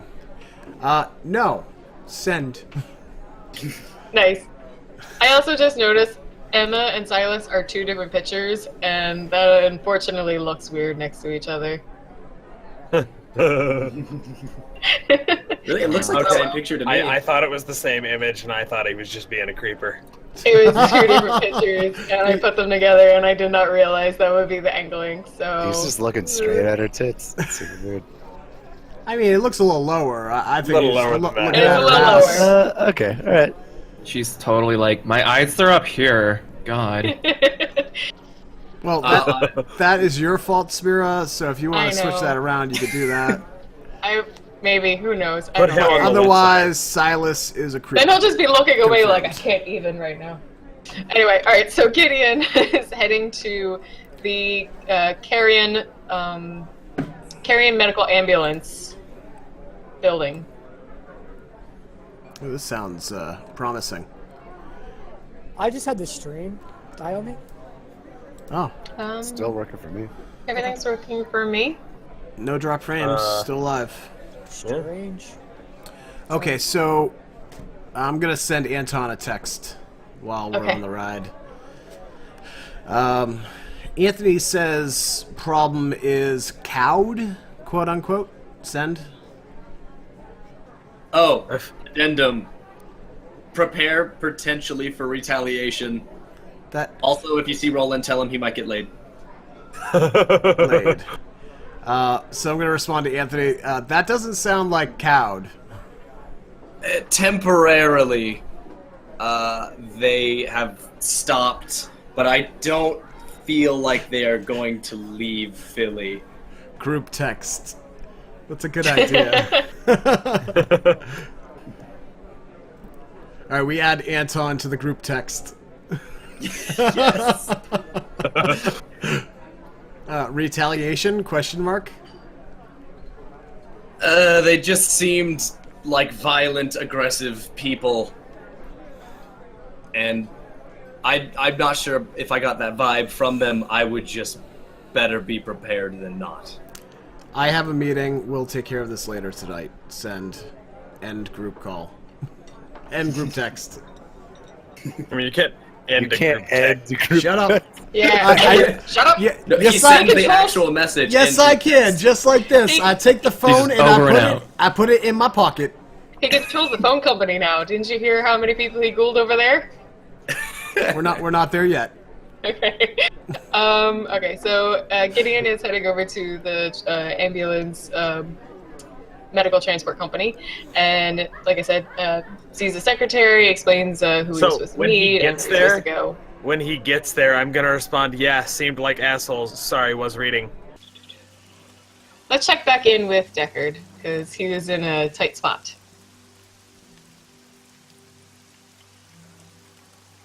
And now Okay. it's raining. Oh, okay. This is cinematic. Sounds So, I was just gonna take the tackle and then slice him in the gut. I just said it's raining. Okay. So he does tackle you. You go to slice him. Interesting thing about Mask of 1,000 Faces, though, is it fails once contact is made. Oh, that's So fine. after but after he tackles you, your mask fails, and you reveal yourself to look like the sort of skeletal, rotted Deckard that we all know and love. And you'd get a really good slash at him. It goes sort of across his chest, a little bit into his stomach. He is not able to defend on this, and so he takes decent wounded damage, and he falls back against the wall, sort of holding the slash. But as he sees that you weren't just some homeless human that he was expecting to be able to attack and train, he looks very surprised seeing another Nosferatu. Who are you? I'm surprised you don't recognize me. Why would I? And I'll stick the katana to his throat. You're the one who made me this monster. Who the fuck are you? So he sort of giggles a little bit, even though he's a little bit anxious about the sword being to his throat. It just So you're one of mine, right? Oh, yes. Yes, I am. I'll ask again. Who are you? My name's Augustin Vazale. And what brings you here? What brings me anywhere? I just go where I please. You said there were others. How many? I don't know. I don't keep track of them. It's just something I like to do. I'll press my sword up to his throat. Do you need a reminder then? Okay, since it's been at least one full turn, he used one blood point to partially heal his wounds. They're starting to close up a bit, but he's still far too wounded to do anything serious. Sorry, what was your question again? I asked him if he needed a reminder, and I my sword up against his throat. No, it's fine. I like I said, I don't keep track of them. What do you know about me? Why did you pick me? You would pass out in an alley. That's the easiest ones to get to. So you know nothing about me? No, why would I? Okay, friend. And I'll extend my hand out to help him out. So he does take it, but he has a little trouble getting up. You see like a little bit of intestine come out of the slice hole, and he just tries to like push it back in real quick. Now, what are your plans for this city? Plans? I don't have any plans. I mean, you are my sire. He sort of looks off wistfully and goes, Yeah, I suppose I am. So, what are you doing? And I'll rub my head a bit with my hand. So Augustine shrugs and says, Nothing. I do what I want. No one's in control of me. I just do what I decide feels like it'd be fun. Right. Well, let's go find some homeless people in that alleyway back. There were quite a number of them. And I'll extend my hand out to like let him go first. That sounds good. That sounds good. so he starts heading out very slowly. He's still sort of holding his gut, his arms across the slash, but he's used one more blood point. It's starting to heal a little bit more, but still not 100% closed. It's just sort of a big gash now. Okay, and then as he turns his back to me, I'm gonna coup d'etat. I'm gonna slice his head off. Oh no. Oh no! Okay, so you know what to roll. Right. Dexterity and melee.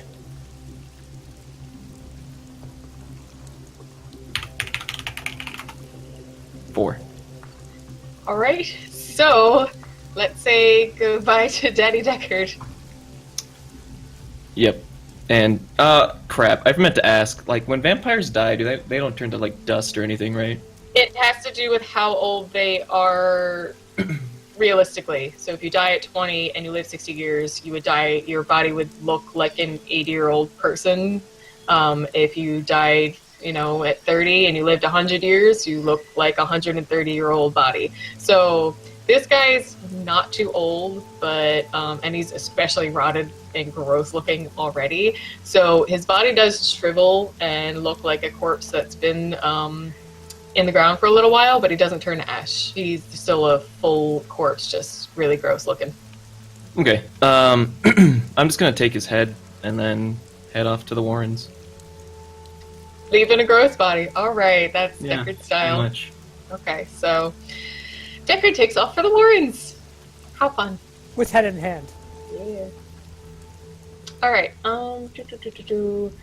Let's see what is Anton up to. He got text from Gideon while he was studying. Yep. Like, I'd love to. I don't know. I don't think that my night is very interesting tonight. Like, I have nothing specific going on tonight. I mean, I've already, gotten my blood card. I've already contacted Gideon. Go ghoul the guy. The shop owner. I don't know where she is. She's not going to show up until tomorrow. Not every night can be interesting. We could downtime that, get you started early on Friday. Yeah. I have. Alright. Talk amongst yourselves. I'm gonna get a picture up for her because I was What's the gonna top- have her ready. I'll give you a topic. Duran. I It's want to neither know Duran nor Duran. why no Diablerie? Because Deckard doesn't know what that is. Oh. He's a fledgling. He doesn't. That's fair. Also, I think it shows up, and We there have- are times when I would Diablerize, but it's I don't want to be seen as a Diablerer. Diablerist. There hasn't been a single use of aura reading in this game. Hey, you know what? It's Okay, not that's used all meta the knowledge. time. I don't. That's meta knowledge, and I don't know that. I just know it's a thing. That's why I'm personally hesitant to Diablerize people that, I'm like, Roland and Deckard are the ones that don't follow the Masquerade at all. If there was Yeah. going to be a Diablerist, Fuck the I would think it'd be... Masquerade. Yeah, I would think it'd be one of you two. I feel also- like if he knew about it, he would definitely have done it. He just didn't know it was a thing. Yeah, Roland also doesn't know about it as well. Good, let's keep that secret. Yeah, right? I feel like that may have been the shortest lived, named, and background fleshed out NPC of all time in a tabletop. Pretty much. I had no idea what Deckard wanted to do. No, so I feel like there is some murder hobo group somewhere that like didn't even ask the question, just immediately attacked the dude. And it's like, oh, I have like 80 pages of background on him. I may or may not have the dragon who we were supposed to talk to once. I mean, Revolver, did you not want to know about your siblings? Like, you had so many. Yeah, but he didn't know how many there were, so he's listed me. Yeah. I don't know. Is it gonna come up in the game, like what your motivation was for that? Nope. Alright, can we ask you out of game? Well, Deckard has memory problems, so basically he's ashamed of being a Nosferatu. He thinks himself as a monster, and he's the one responsible for it. Yeah, we kind of talked before that, like, if he's high, he gets more enjoyment out of the monsterness, and he forgets everything, but when he becomes more sober, he starts to remember, and it really starts upsetting him. Okay, we're good, and there is a picture of Sheila now. All the way to the end.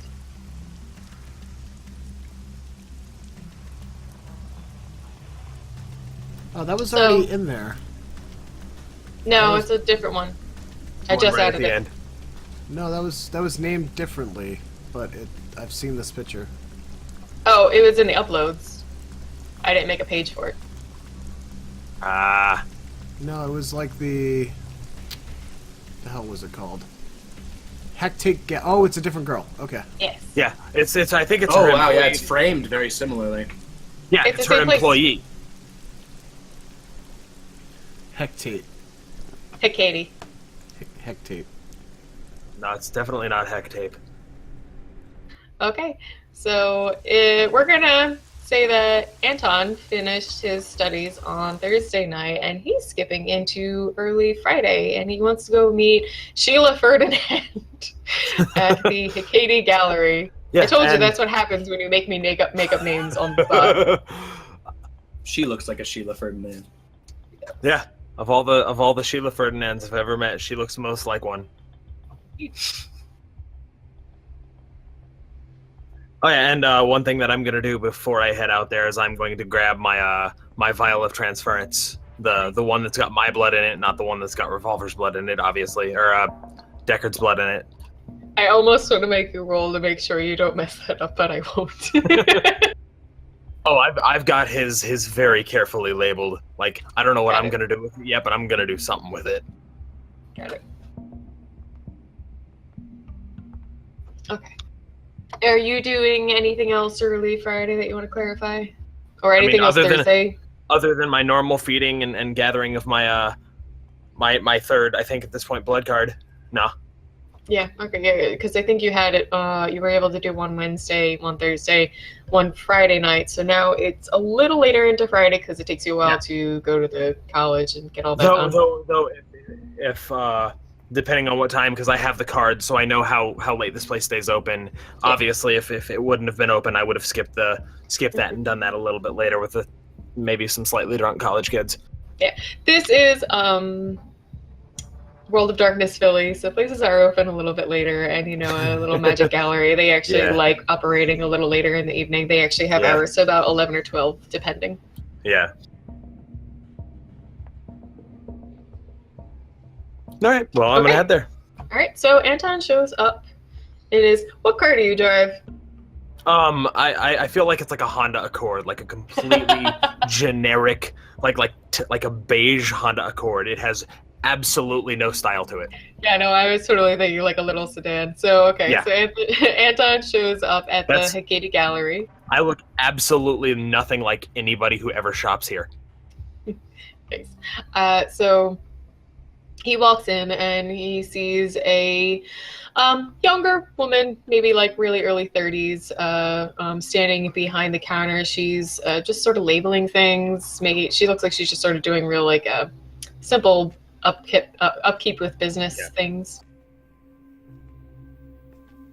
She nods at you as a customer, just sort of like, I'm going to kind of make the the appearance of I'm gonna go over to the books. I'm gonna browse through them for a minute. Maybe see if I can find something else that might look kind of interesting to me. Okay. Since the last time you were in, you see like a couple new things, but not a lot, and nothing that really like strikes your interest, especially in that older section that you were more interested in before. Right. Then I'll spend 5 or 10 minutes there just kind of browsing, and then I'm going to go up to the counter. Okay. As you turn around, you see she was sort of watching you, not in any kind of weird way, just sort of like watching to see like what the customer's up to. And as you come up, she smiles really genuinely and says, "I saw you were looking at the older books." Yes, I'm a fan of the older magics. I'm not a huge fan of the new age things. She laughs and says, "Unfortunately, that's where most of my revenue comes from, so I do have to keep them stocked." Yes, you're Sheila? Yes, I'm the owner of the store. How did you know my name, if you don't mind me asking? I came in the other day and asked one of your employees. Of course. As I said, I'm interested in the older magic things, and she said that you collect. Yes, I remember Abigail mentioning that someone was going to be probably stopping in on Friday that matches your description. Said he was particularly looking for other things. You were looking for older books, right? Yes, books and any other, I hesitate to say the word artifacts, but other older items of note. She nods and sort of says, yes, unfortunately, as I said, a lot of my revenue comes from these paperback books that you see over there. And she nods in the direction, and some of the more generic, worthless snake oil things we have to keep in stock for the general audience. I do have a few more actual older books and some pretty interesting things that I don't fill up the shelf too much. They end up just collecting dust, so I keep them in the back. Oh, interesting. Mind showing me? Sure. So there's a little door near where she was standing that looks like it goes off into a small sort of like tiny little warehouse part of the store, and she disappears. She comes back and she has in her arms, she's sort of struggling a little bit, and she drops it on the counter, medium-sized cardboard box. So I really should get these somewhere else. They shouldn't be sitting in here. But like I said, I can't get them out on the shelves too quickly. Or I completely understand. There's not many that are into my particular collection habits. So she nods, says, were there any specific topics you were looking for? I mean, I've already gone through all these. It'd be easier for me to figure something out. And of course, now at this point, I'm trying to figure out how to say things without straight up being like, I'm interested in the study of vitae. So I'm gonna say, I'm looking for information on the nature, the magical nature of life. So her eyes sort of like drift off a bit, and she starts thinking, trying to mentally go through her little catalog. She knows what she has on her, and she just starts thinking, yes, actually, no, I think I might have one. So she opens the box, starts rifling through. She's just piling up books and looking for the right one. She looks at their spines and then finally sort of guesses, oh, here it is. So she hands over a book to you, and if you start looking over it, it does talk about spells that have to do with energy, willpower, some blood-related stuff, and just a general, more like, anatomy related to how it affects magic. Yeah. I'm gonna flip through it, and it's this is very interesting. Oh yeah, I was reading over that one myself. It's not exactly the way I usually go with my own studies, but definitely very interesting. That's there. Yes. No. This aligns perfectly with my studies. Was there anything else you were looking for? Actually, not looking for so much. I do have something I would like to ask you about. An item of my own. Okay, so she sort of cocks her head. Yeah, well, what is that? And I'm going to pull out the vial from my coat pocket, and I'm going to set it on the table in front of her and say, "Do you know anything about these sigils on this vial. I don't want to break it open just yet, but I'm curious. I'm trying to find out more information about these sigils. Is the vial, like, clear? Like, would it show it filling with her own blood? It can be. It doesn't have to be. Well, I'm asking you. You made the item. It's supposed to be filled with 1 point of your blood, right? Yes. And I made this knowing about her, so I'm gonna make sure that it's not clear. Okay. So it is a dark I specifically like heard about her, and I'm like, okay, cool. I want to get her to be my ghoul, so I don't want to tip off any knowledge about her. Yeah. Okay, so it is a dark colored vial with some sigils scratched on the side. It has 1 point of your blood in it. As she looks a little closer at it before she touches it, she sort of looks up and she's sort of like this mousy look on her face. Do you mind if I pick it up? Oh, absolutely. Go ahead. Thank you. So she goes and picks it up, and she is a little thrown back by the physical action that occurs between it switching the blood points. Yeah, she doesn't know what happens. Per the text of the book, the only thing about it is that it feels cold. Yeah, okay, so she's a little thrown back by the feeling.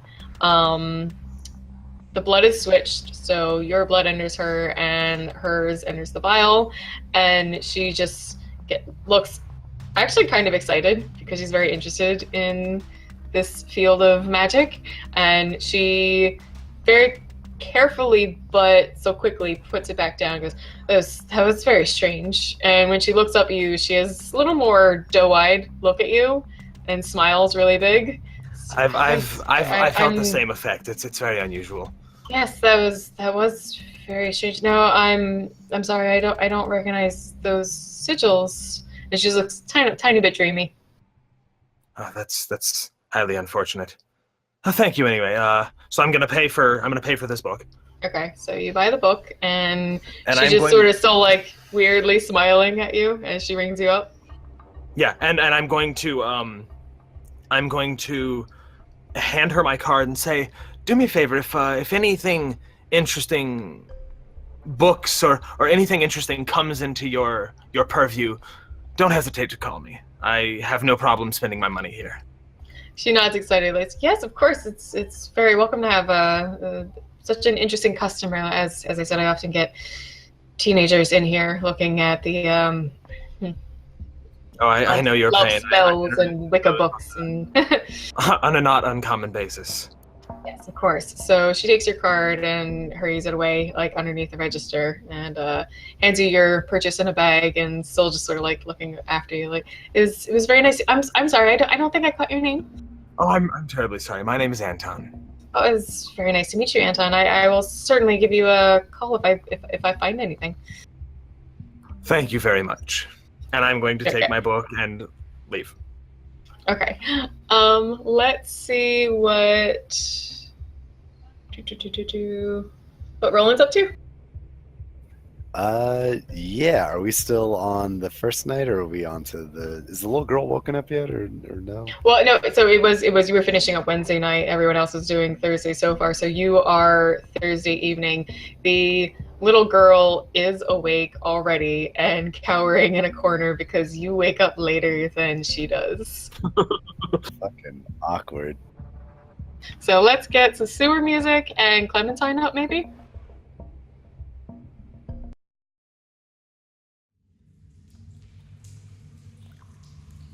So she is... Clarity is AFK? No, we got it. Alright, sweet. So she is curled up in herself. Her pajamas are already pretty dirtied because she's down in the sewers, and she's just quietly sobbing.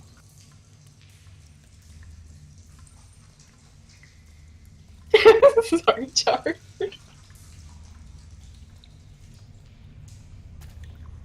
Don't be afraid, child. I'm not going to hurt you.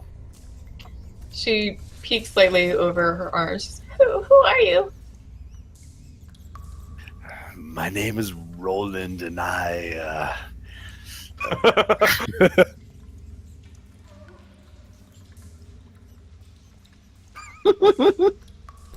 And I am a Bruja. What is your name, child? What do you know about napalm? I'm sorry. Okay, great. So you ask her name. She sniffles and just doesn't really respond right away. You're safe here. No one is going to hurt you. Me and I'm assuming Glenn is like also in the room. Is he sleeping or is he just up watching this little girl sobbing? He's gone. You wake up later than Glenn even, so it seems that he took off. Fucking Glenn. Alright. He doesn't want anything to do with this. Yeah, I know. Glenn just sucks. I'm not going to hurt you. Don't worry. You're safe here.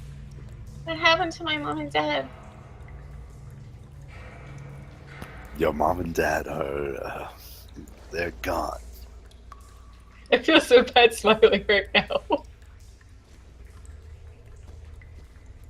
She sniffles more and a couple more tears fall down her cheeks and she's, what do you mean? What happened to them? They died in a fire, little girl. What? She backs up more against the wall, even though she was against it. She just sort of like looks like she's backing up. What? How? I saw that your house was on fire and I went in there to save you. I couldn't reach anyone else besides you. I heard them screaming. Yes, it was unfortunate to say the least. She buries her face in her arms and, sort of sobs a little bit, but then sort of peeks her eyes over again. It's, what's your name? My name is Roland. What is yours? Clementine. Clementine, that is a beautiful name. She just sniffles, but kind of oddly nods. Thanks. Where are we? We are in a sewer. It's unfortunate, but that's kind of where we need to be for right now.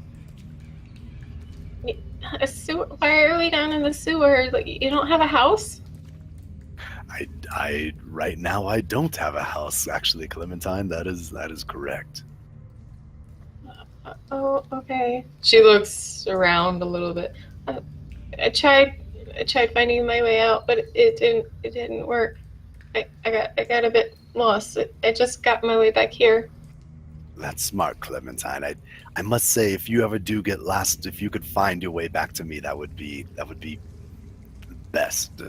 Wandering around isn't always opportune, especially down here. She nods a little bit and just, I'm kind of hungry.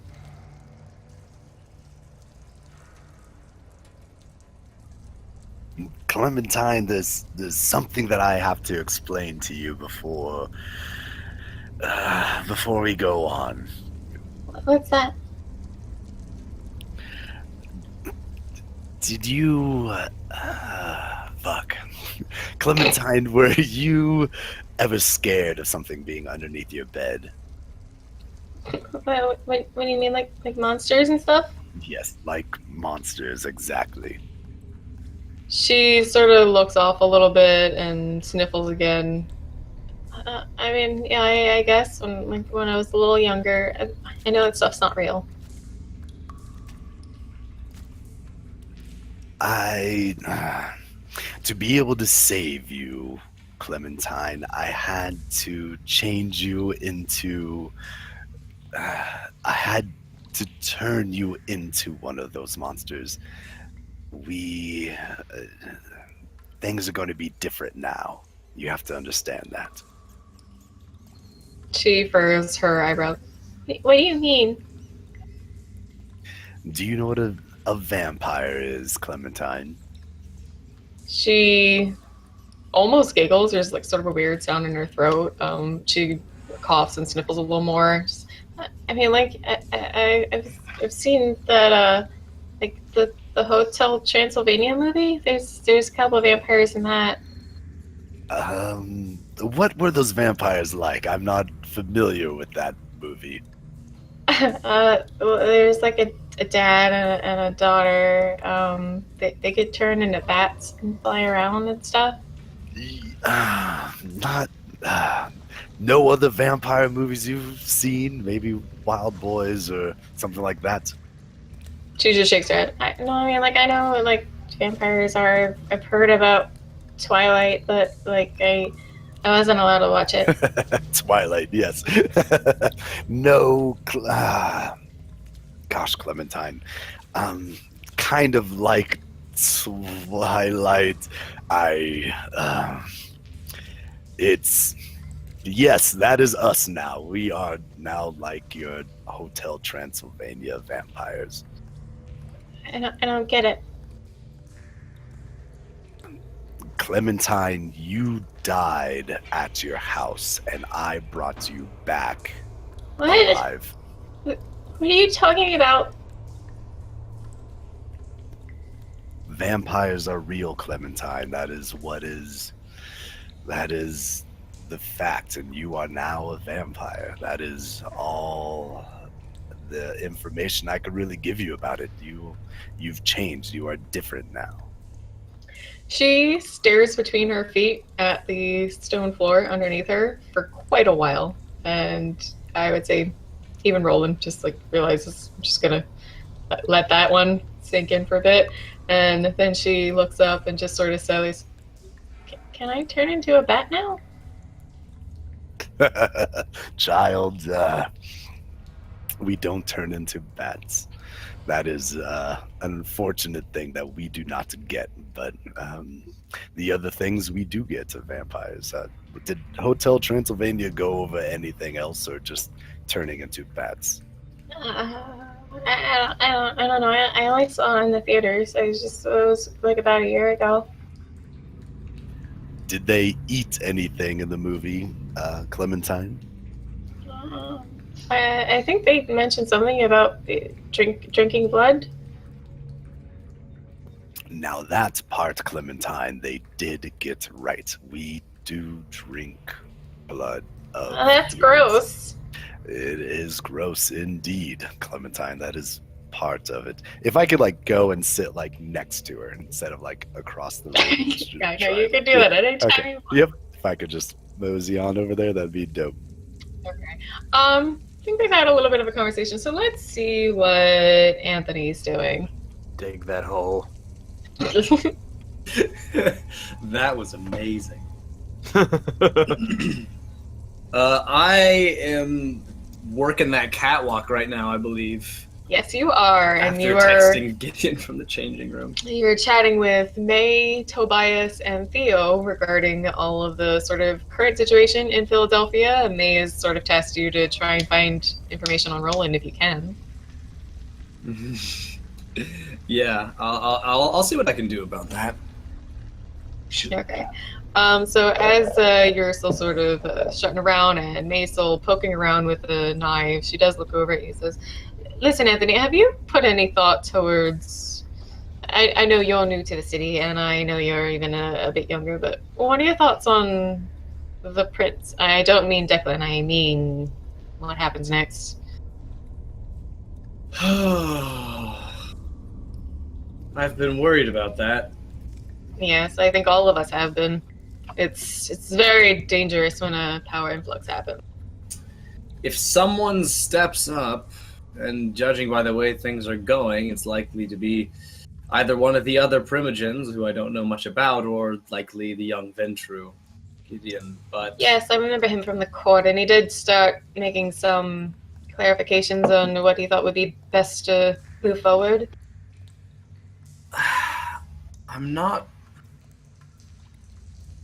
I have a limited understanding, perhaps, of how political struggles work. I had a rather charmed fledglinghood, but if a new prince steps forward before the Camarilla can intervene for themselves, what will happen? May shrugs and says, "Well, we are the Camarilla. That's the whole point. Generally, the way it works is whoever has the vote. We don't take an official vote.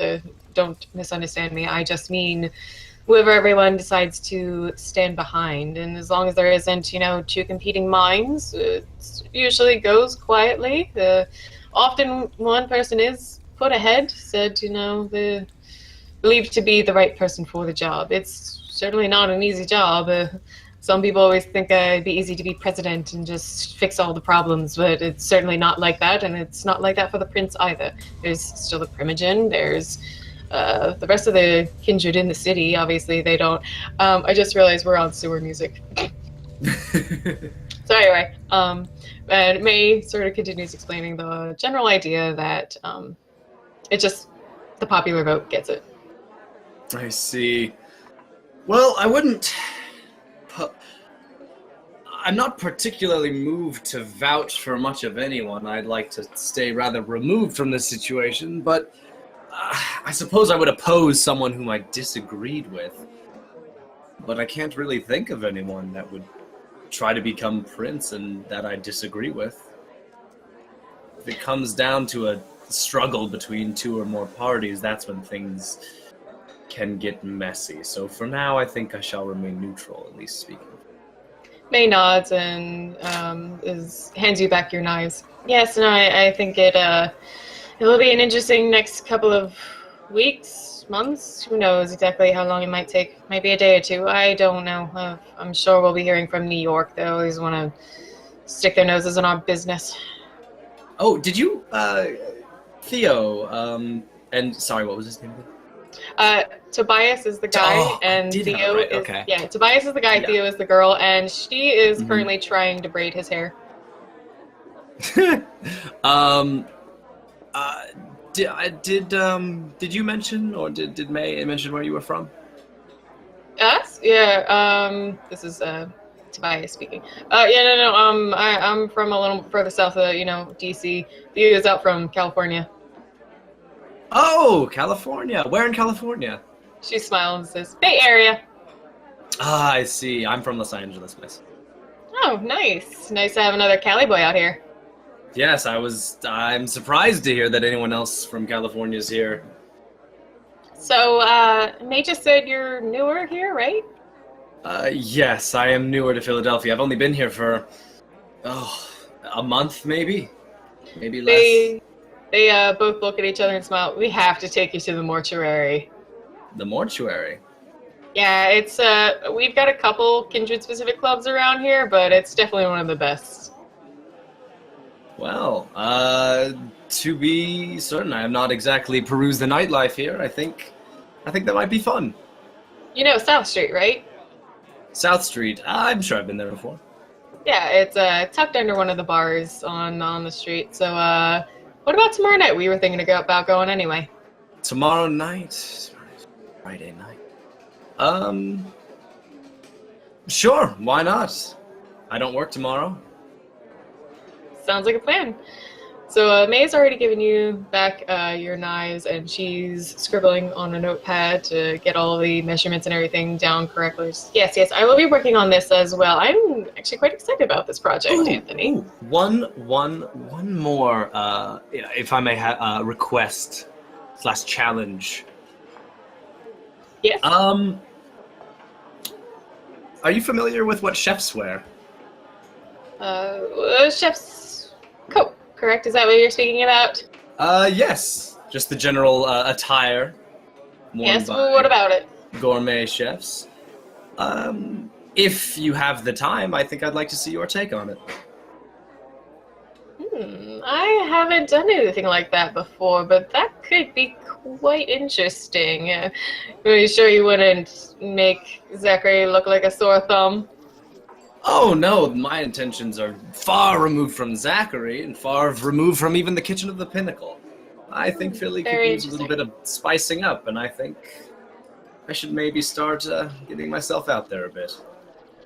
Sounds wonderful. I will add that to my list. These little projects are going to keep me quite busy. All right, thank you very much for your time. Of course, Anthony. Theo, Tobias, it has been an honor to meet you. I look forward to our little date tomorrow night. So, Tobias sort of just And Theo smiles and nods at you again. He hands you their card. It has their band name on the front and his name and a phone number. What's their band name? Nephilim. Nice. All right. How about we have our third break, and we will start doing round table again. I think half of us just took a break. I'll start if no one else wants to. Yeah, I think it's you and I, so you can get start first. Perfect. I think the rest of us just took a break. I know it was a little late. I'm hoping to finish up at 1 tonight. I had a really long week. Yeah. Didn't want to do too short a game, but I think like we do that, and then maybe we'll do a much longer session next week. I'll have more written. So is this? I lost my weekend writing this week, so. So is this like the closing AMA then? Yeah, and we'll do another hour plus. Oh, okay. Yeah, plus the hangout after. So, I am Tongue of Silver, and I'm playing Anthony Toussaint, and I'm here to answer all of your questions. And Modi, before you say anything, I literally did not have time this week to research your question. I've had it on my computer just waiting, but I've been doing internship things. That's why I was late today. I was driving back from LA from an interview for it, so I'm very sorry. But next time, swearsies. What would it take to impress Anthony? That's a good one. I feel like Anthony would be impressed. Just anything that he's never seen before, probably. Or anything that he believes that maybe he, as of right now, could not do. Or something that maybe matched him in, like, something. He's like saying, oh, that's the way I would have done that. That would impress him. Like nothing, I don't know about anything specific, but definitely that. Probably something subtle too. Like garnish. I don't know. Presentation. Anthony is also big on presentation. How was that Jack in the Box? That Jack in the Box was probably the most satisfying thing in like the past week of my life. Like my stomach, like there was like a small earthquake. Like I know this is California and it probably was actually a small earthquake, but like my chair and like my desk like shook with the force of my rumblies. Was the Jack in the Box worth being late to the game for? No. No, I got the Jack in the Box during the break. I hope I didn't hold that up too long. No, you're I fine. didn't notice. No, I feel so bad at being late to the game. Like, I left early too. The drive back took over like 2.5 hours. It was really bad. How do you like being the best Disney prince? I didn't know I was a Disney prince. Is Conor my Disney princess? I don't if think so. Did you I see love the it. photos? Did you see the fan Oh, art? that yes, I have it right here. It's fan. I love it so much. It's so great, especially the what's it called? I really like. I love everyone's face. Like Roland is just like swiggity swooty. I'm coming for that booty. Conor is Conor. Gideon looks magical, actually. He's got the I like the yellow eyes. I don't know if he actually has yellow eyes, but considering a lot of like his powers come from his eyes, at least for the manipulation thing, I think that's a really cool touch. I like that Anton's very wistful, just kind of like, I'm thinking about I magic. look like Harry Potter. A little bit. I mean, to be fair, though, I am actually wearing Harry Potter glasses, so I can't really say anything. Best $20 purchase I've ever made. I love these glasses so much. Oh, that's amazing. I like how Gideon's just like or not Gideon, Deckard. Deckard's just like, yeah, that face is. Conor kind of looks high. Conor looks definitely high. In the best way. He's high on life. Yes. He's high on secrets. High on life. High on detectiving. Roland looks like a... Seabell, hi. I don't think I'm going to kill Gideon. Gideon's probably one of Anthony's, like, good friends at this point, or at least good acquaintances between him and Interesting Anton. how in the the image that Elversdane posted, you kind of have the two factions on top and bottom. That's kind of interesting. Team Connor order, is team looking chaos. up. Connor is looking In up. fact, he is. So he's like between the two. He is. Everyone else is getting ghouls.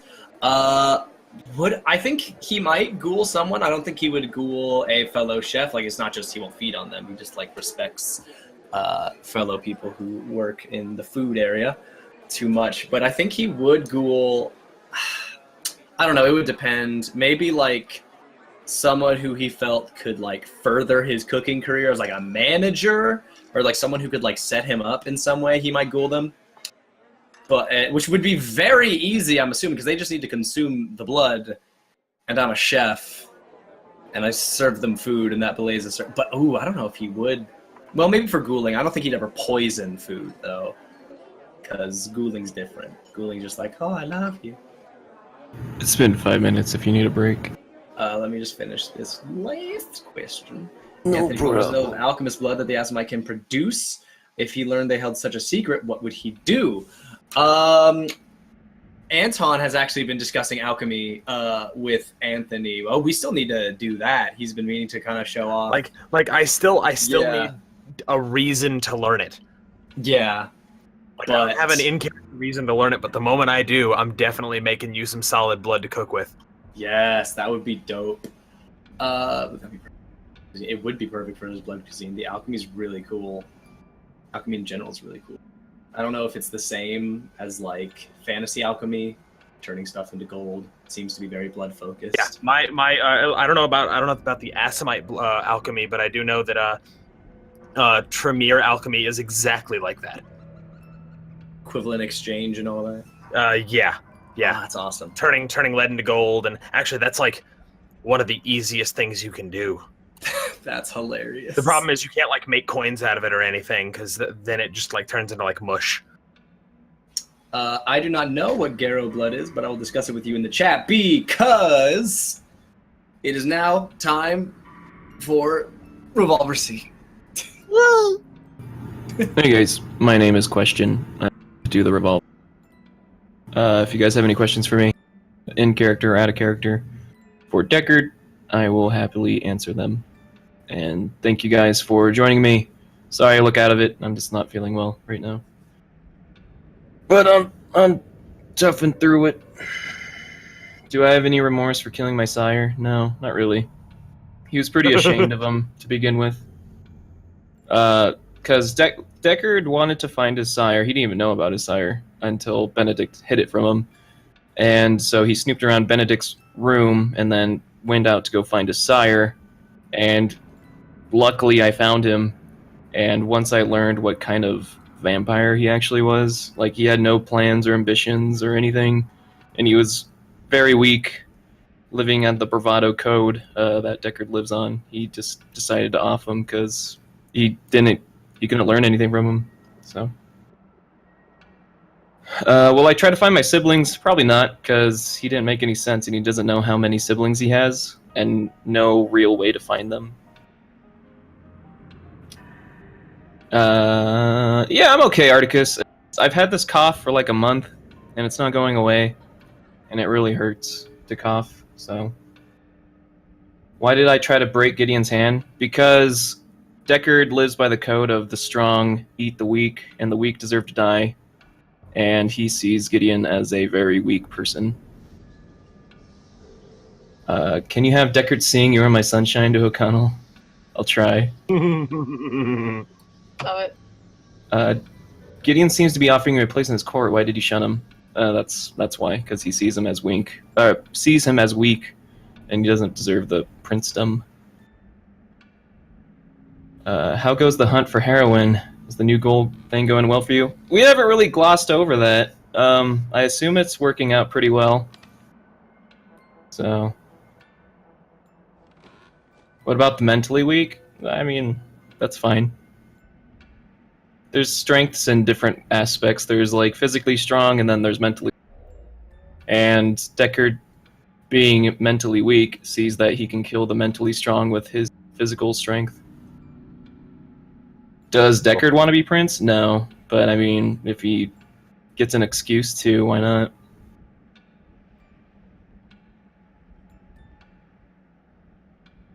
Does Deckard want to die, either secretly, actively engaged? I think Deckard is kind of like a daredevil, where like he takes big risks, but if he dies, then it was meant to be because someone stronger killed him, kind of thing. Because again, he lives by the code of like strong kill the weak, and then weak die by the strong. So if he dies by someone stronger than him, that just means he's weak. So, but yeah. Are you interested in Roland's offer of taking down the Camarilla? Not really. Deckard, it kind of places himself aligned with the Nosferatu, even though Benedict has been like keeping things from him and hiding things. He's pretty neutral on all grounds except for his ideals. Why does he hate rats so much? I don't know. Like, he hates all animals, and I haven't really like thought of a story purpose of like why Deckard just fucking hates animals. But yeah, it's just like one of those story things where I'm like, yeah, sure, he hates animals. Why not? Do I have any semblance of a plan? Yes and no. I have my own plans, but not like political plans. If Deckard does get killed, I hope it's by a homeless dude strung out on bath salts. That would be really interesting. It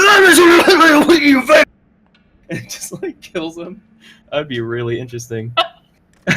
If for any reason that happens, I need you to play both parts. Okay, I gotta play both. Now we welcome you to the Revolver C show. Right? Who does Deckard see more stronger than himself? The only one who's like that he's candidly seen is probably Anthony, because he saw him like slice and dice with his celerity, and This is why I wanted to save it. yeah, and Deckard was like totally thrown off guard. I was like, oh shit, I thought he was just like some pompous chef, you know, like doesn't want to get his hands dirty. But after seeing that, I was like, woo, hello. If he was to fumble and get Benedict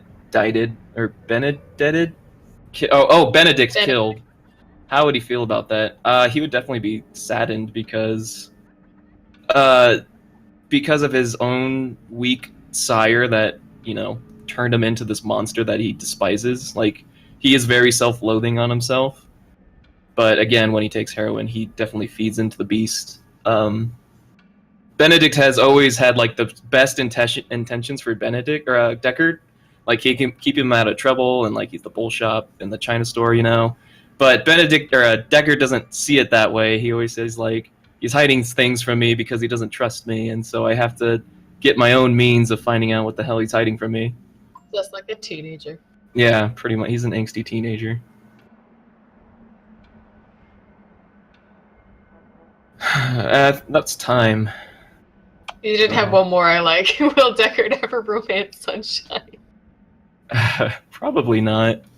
I don't know. He's like, love is the furthest thing from his mind right now, and so yeah, I think Benedict and Deckard have more of a romance than Sunshine in him.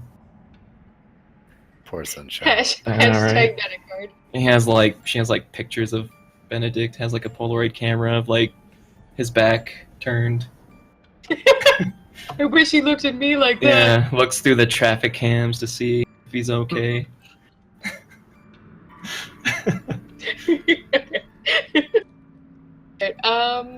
So let's do, I think we'll basically do a round table because everybody's separate right now. So we'll do that, and that will probably be about the night.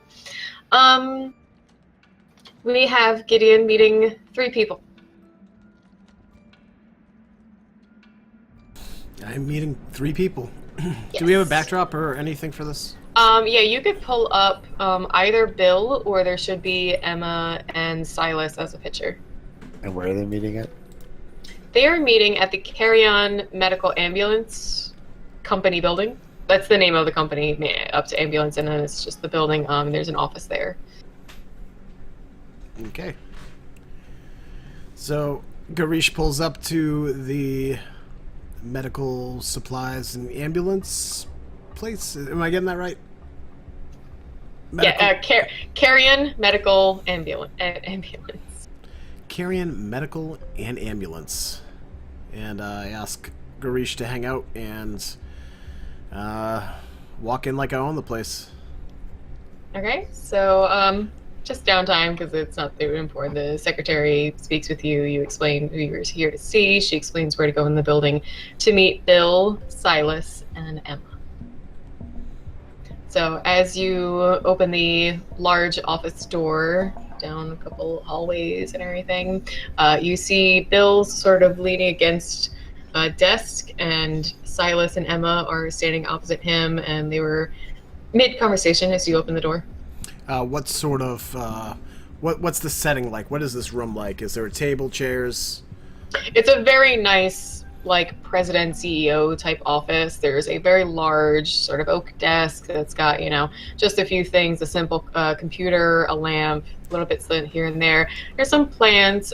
There are two very nice leather chairs that sit opposite the desk, potentially like for meetings, a couple file cabinets. There's one window that faces outside, and just a couple of little bits of furniture, some side tables, some paintings on the wall.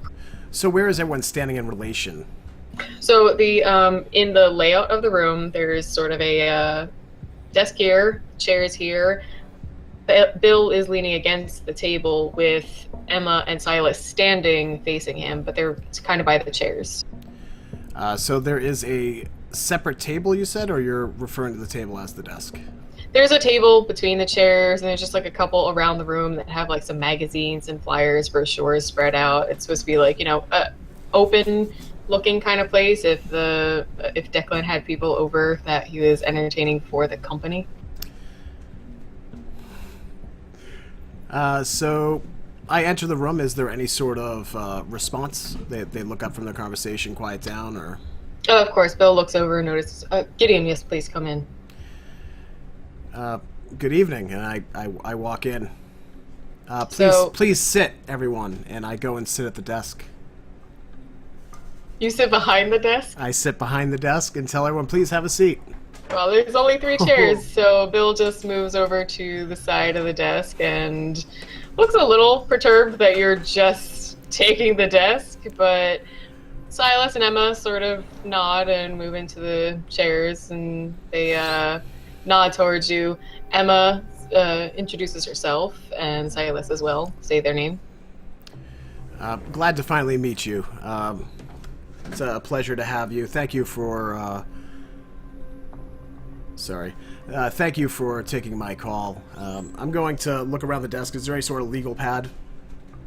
Yeah, there's a small, like, completely blank one, fresh ready with a pen next to it. There's a couple drawers if you did want to see if there's anything else you needed. Yes, I'm gonna just grab a fountain pen and take out a legal pad. So why don't we get to work, gentlemen, miss? So Bill nods and says, yes, Gideon. Albert spoke with me the other day. He explained what had happened at the courthouse, I believe. If there's anything else you wanted to illuminate. Yes, horrid business. I am unsure of your awareness of the events as they led up to the evening in question, but I'm going to assume that everyone in this room is on the up and up and had nothing to do with the Sabbat being in control of our city. Bill shakes his head looking disappointed and upset and says, no, in fact, with my age, I cannot believe that I allowed and didn't recognize something such as this happening just underneath me. I never wanted a specific position. I was offered permission for Venture before, and I did not want it. I liked to keep, in a way, separate from the political position so that I could also be available to all. As I said, I cannot believe that this is happening. Emma and Silas are similarly making body movements that just feel like, they're trying to project that they are upset and that they had no possible idea. Emma speaks up. She's a little bit older, though also looks, she looks attractive for a slightly older woman, and Silas is more like early 30s, but Emma speaks up and she just says, yes, I cannot believe that this happened. I've known Declan for such a long time. I never would have imagined. Well, the threat, as it were, has been removed, so I will allow you all a clean slate in this city.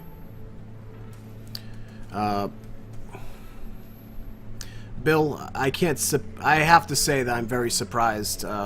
Your reputation in this city was one of somebody who got things done and knew all the goings-on. But I am more than willing to take you at your word. He looks a little put off because he just can sort of feel that he's older than you. He's from, the Civil War. But he just sort of nods anyway and says, thank you. Yes, I do in fact move between the two cities here in New York. I am often, you might say, the ambassador, liaison, however you would phrase it, to make sure that they're leaving us alone as much as we would like, but also keeping in contact for the Camarilla. And have you had contact recently? Yes, in fact, that's why I was gone the last couple nights. I was speaking with Regina's assistant. Regina being? Regina is the Prince of New York. She's been Prince for about 15, maybe 16 years, ever since the Camarilla was able to oust the Sabbat from New York and wrest power back. There was a Nosferatu that was temporarily placed as Prince, but he did not want the position, so afterwards Regina was elected, essentially, of course. Excellent. Well, I'm sure you all know the dire consequences of the last few nights.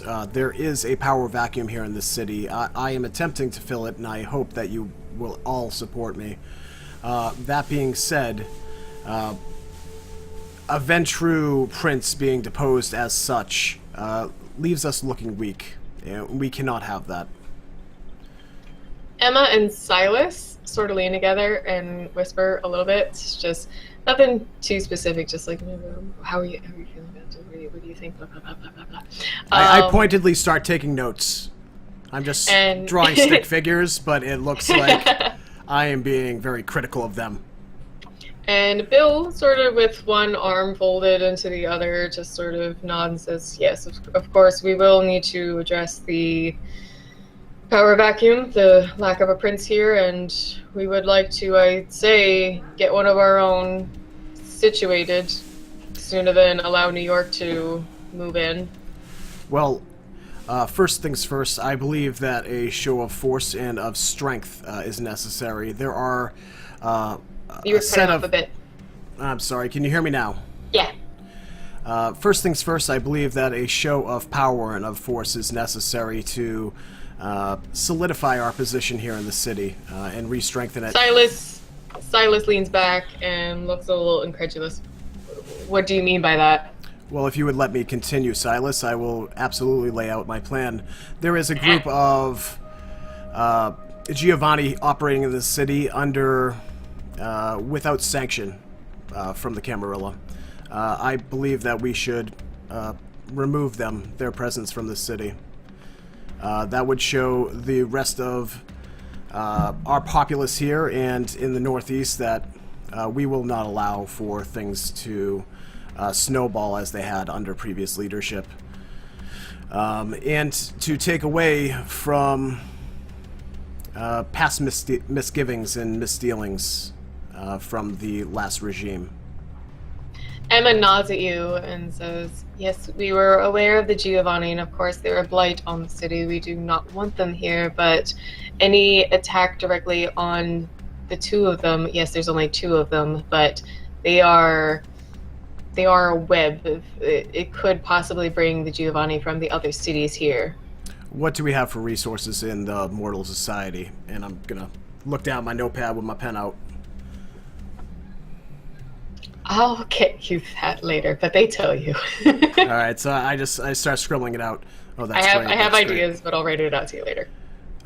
Give me an evening, I will formulate a plan. Maybe we don't even have to show supernatural force, but shoulder them out of the city through more conventional means.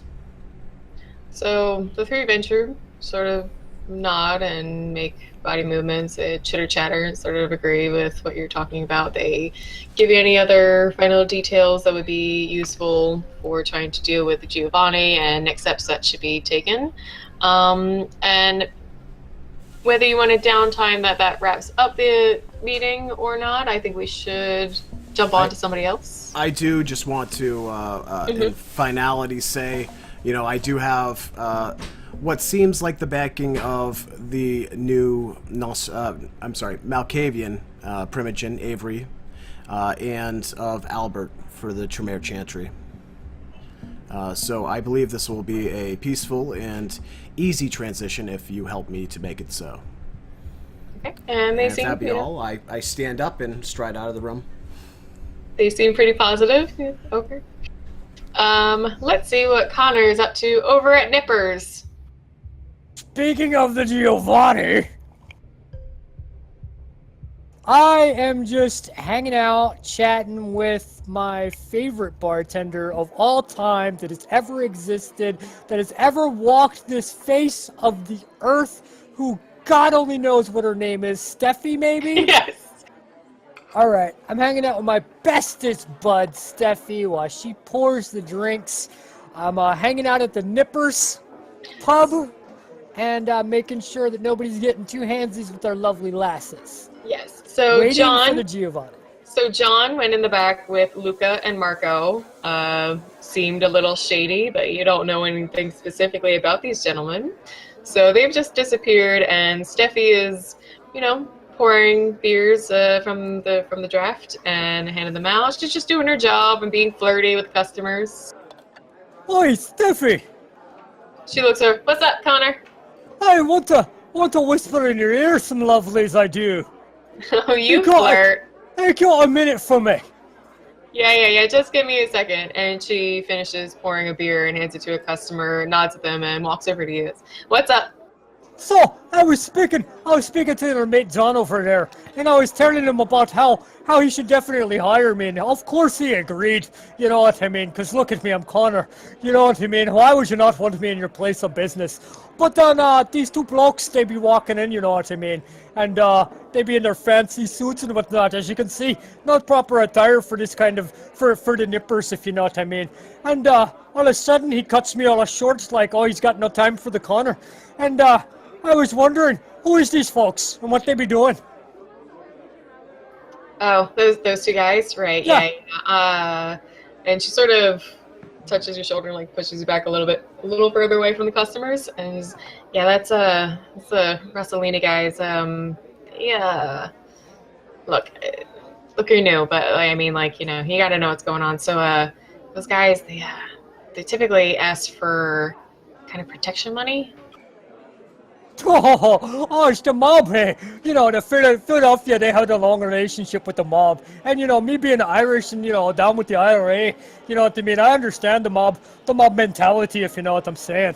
She sort of giggles and like nods. Like, yeah. No, like, I mean, I don't mess with them. They come in, I just call Dan or John. I don't even want to deal with it.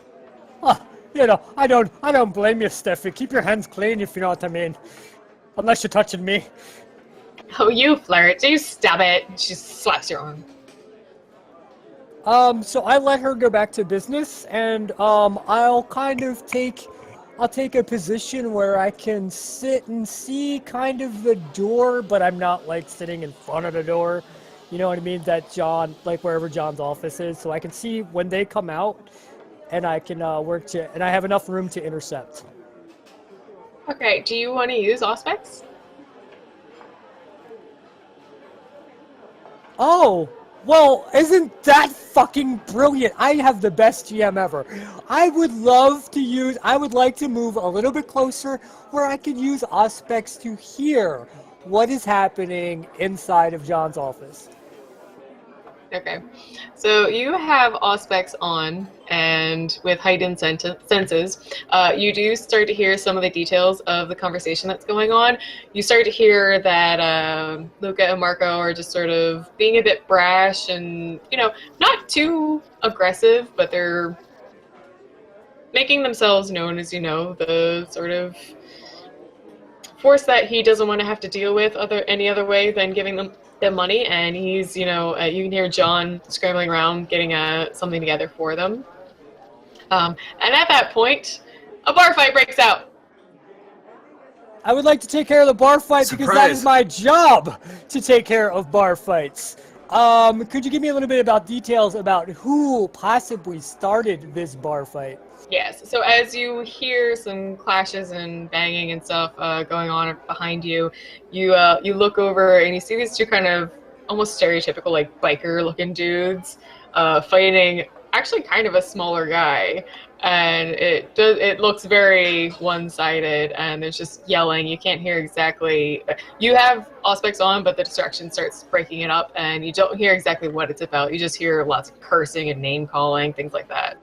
All right, fine. I'm going to turn off my auspex. Going to walk over to the two biker gentlemen, and I'm going to address them first. Oi, oi, oi, oi, oi, oi. Hey, this is the Nippers, and you know the rules. You've been here before. You don't fucking have the fights. If you want to have the fights, you have the fights out back. Why the two of you picking on the one man? So the one guy has the sort of smaller guy, one of the biker guys has one of the smaller guys like by the shirt, and the other one just stops and looks like, who the fuck are you? Oi, I'm fucking Conor! You want to make I a don't know go who the of fuck it? you are. Oi, this is my bar, son. This is my bar, and I'll fucking show you I'll show you the respects if you ain't got the respects, sir. But if you got the respects, then you know the rules. The rules is you don't fight in the fucking club. If you want to fucking throw the hands, you throw the hands outside. But I want to know why you picking on the man. Do I recognize any of these? Do I recognize anyone as a local or regular? You see that the smaller guy, you like very vaguely recognize him. The other two guys don't really look all that familiar to you. All right. But you don't like know him by name. He just seems like a guy that's probably been in a few times. Yeah, let the little guy go. You know what I mean? Tell me, if you got business, tell me the business. So the biker guy that's holding the younger, smaller guy shoves him away and just, we'll deal with you later. And they both turn to you and just like, muscle up. What the fuck are you gonna do? I'll break your fucking head open if that's what you want. You know what I mean? I ain't got no problem with that. You know what I mean? You better believe these hands are made of steel, and I'm more than happy to prove it to you. But if you want the trouble, you can find the trouble. If you don't want the trouble, I fucking show you the door. Okay, so the one biker guy that's closer to you, not the one that was holding the other guy, let's do a quick initiation because he's gonna take a swing at you. Sounds fun to me. What do I roll for initiation again? I'm sorry. Wits and alertness against 4.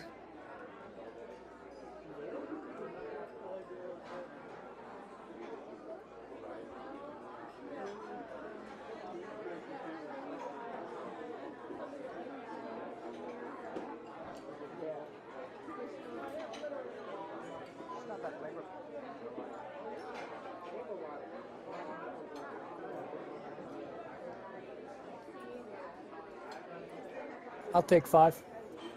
Okay, so Conor very obviously gets the drop on this guy. What are you going to do? I mean, he's in fight stance, correct?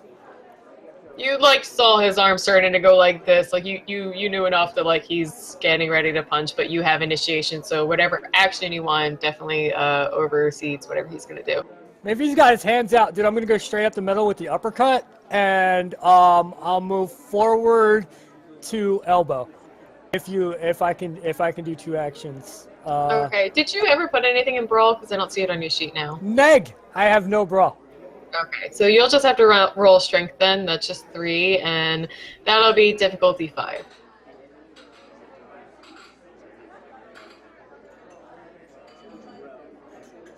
A couple of 9s. All right, yeah, no, I'm gonna say you get a good hit on him, enough to knock him over, and it does actually make the other guy step back a bit. He looks Oi, pissed. oi, son, I got but- more for you, bud. I got more for you if you want to throw them hands. Boy, you can throw those hands, cause I'll throw the hands all day, boy. Let's do it. If you're a big man, oh, you want to pick on a little guy. Let's do it. Let's do it. You're bigger than the Conor. He just yells, "Fuck this shit!" He grabs his friends like kind of by the arms and tries to like muscle them. Come on, let's just fucking go. And they start leaving the bar. I showed you where the door is, And- son. Showed you where the door is. And so you've got the skinny guy standing there, just, a little, like, Oi! mussed up, I but... put my arm around him. I walk him over to the bar where Steffi is. I pat him on the shoulder. I say, hey, Steffi, give my new friend here a drink. It's Sure thing, put it on the Connor. Conor tab. Put it on the Conor tab. Hey, you remember, mate. Conor, your boy. Sure thing, sweetie. So she starts pouring a drink for the poor guy. John and the two twins were actually standing there watching you. The twins nod and smile at you and go, "That was pretty good." Hey, no problem, bud. No problem. Hey, it's good to see you, mates. I don't see any of the Italianos hanging out in the Irish pub, but I'm glad you guys are expanding. You guys are gentlemen of the world, I must say. How about Conor gets you a drink too, gentlemen? Luca laughs and puts his hand up. No, we don't imbibe, as you might say. But you know what? Yeah, we might have some use for someone like you. You ever think of doing some freelance work? Hey, Conor's a man of the world and a man of the money. You know what I mean? If you're talking about work, you're talking about money, and then you're talking my language, if you know what I'm saying. How about, how about you want to have a little negotiation with the Conor? Yeah, something like that. So Luca hands you a card that says Rossellini Fish Market, and on the other side says both of their first names and 2 different phone numbers. Well, once I acquire a new phone, I'll be able to use those telephone numbers. In fact, are they headed out the door? They are. I would like to head out the door as well, under the guise to make sure that the gentleman that I just removed from the bar, physically with my massive great muscles and awesomeness, are not returning to the bar. So Alright, I would sounds actually good. like to leave with them. Okay, so you're trailing behind. You even sort of like mutter, I need to make sure there's riffraff, get out of here.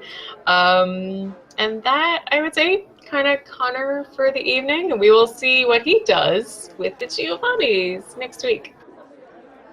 All right, next up, let me see who I had in line. How about Anton? Hi. Hi. Okay, so Anton had just finished up the beginning process of ghouling a lovely little occult lady at the occult bookstore. And what would he do next? I mean, aren't things about to happen in regards to like out of character things about to happen in regards to the elders on Friday? Because that's when it is for me. Yes, I do have, if you want to go back to your usual hangout, I had something that it was going to happen on Friday. Okay, cool. Then I can do that, and I'll go back to the chantry. So, Because I mean, that's what I would do if I don't have any reason. I'm gonna go back to the chantry and maybe start thinking about looking up new rituals to learn.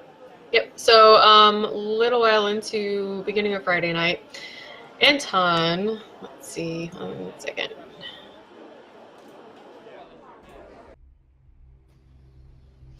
Anton arrives at the chantry, and the chantry is set up so that there's like a little foyer and a couple hallways here and there, but it usually leads right into the main den. There's some chairs, there's bookshelves lining the walls, and he sees Sophia crumpled on the ground, crying against Albert's chest.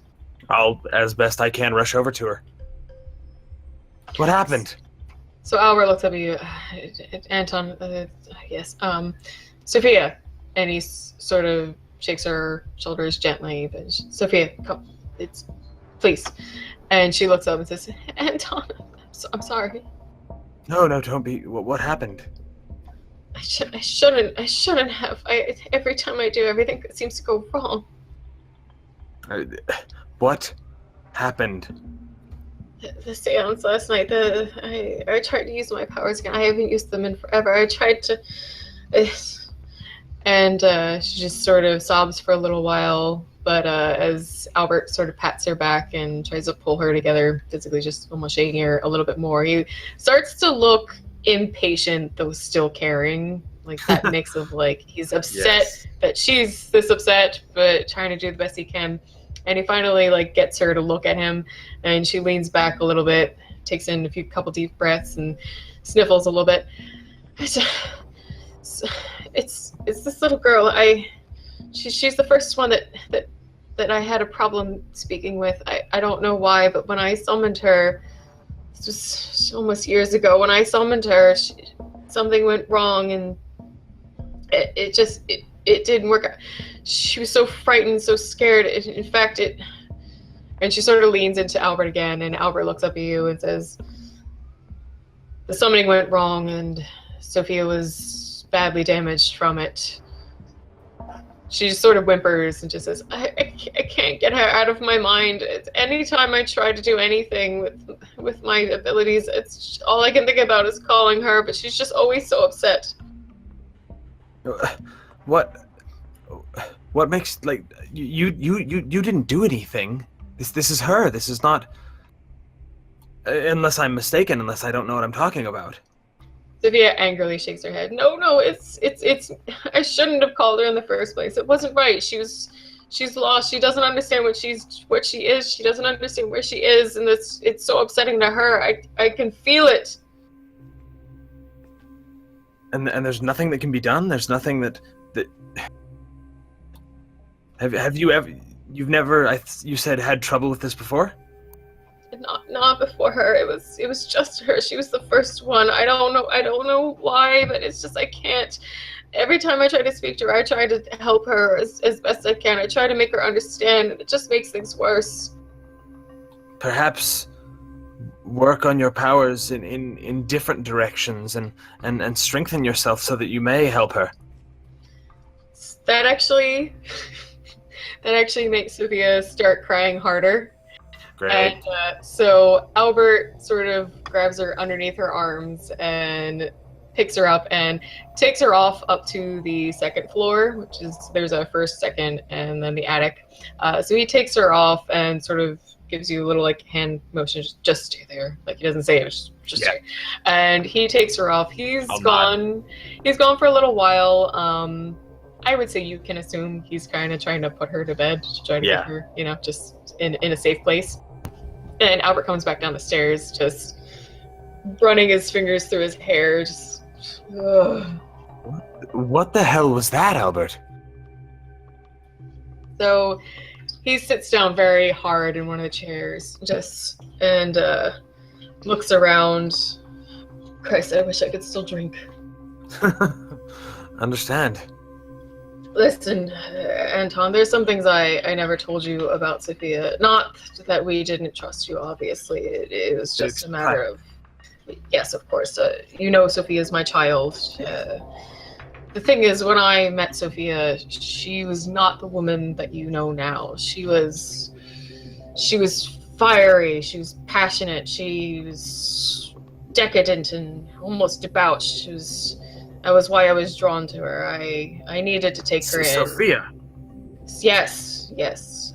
Sophia. When I met her, she was a young human witch. Honestly, she might have awakened into a mage if I had left her alone, but I couldn't. I had to have her for myself. But I took her in. There were so many rituals, so many parts of her path that she took and learned, and just over time she was so vibrant and passionate, and it was wonderful to watch her work. And just this one evening she tried to summon a spirit, and this one young girl came to her, but it was the girl's trauma about her death was too much for Sophia. It broke her spirit, it broke her personality. She hasn't been the same since. Do we know anything about this girl? No, I've tried to ask Sophia some questions, but every time she gets brought up, we've seen. I don't even know why she tried calling her last night. I thought she was trying to call something else, someone else, just to use her powers again. If I had any idea that she was trying to call this little girl again, then I would have stopped her immediately. Of course. I feel like there should be something we can do to help. For the evening, it's best to just leave her alone. This is nothing compared to the first night that she called this little girl the incident. I'm not of course saying tonight. She's inconsolable tonight. I'm talking long term. We are immortal after all. Albert shrugs and says, that's the funny thing with us Tremere, is if we all take different paths, how exactly are we supposed to help each other when something goes wrong? This is fair.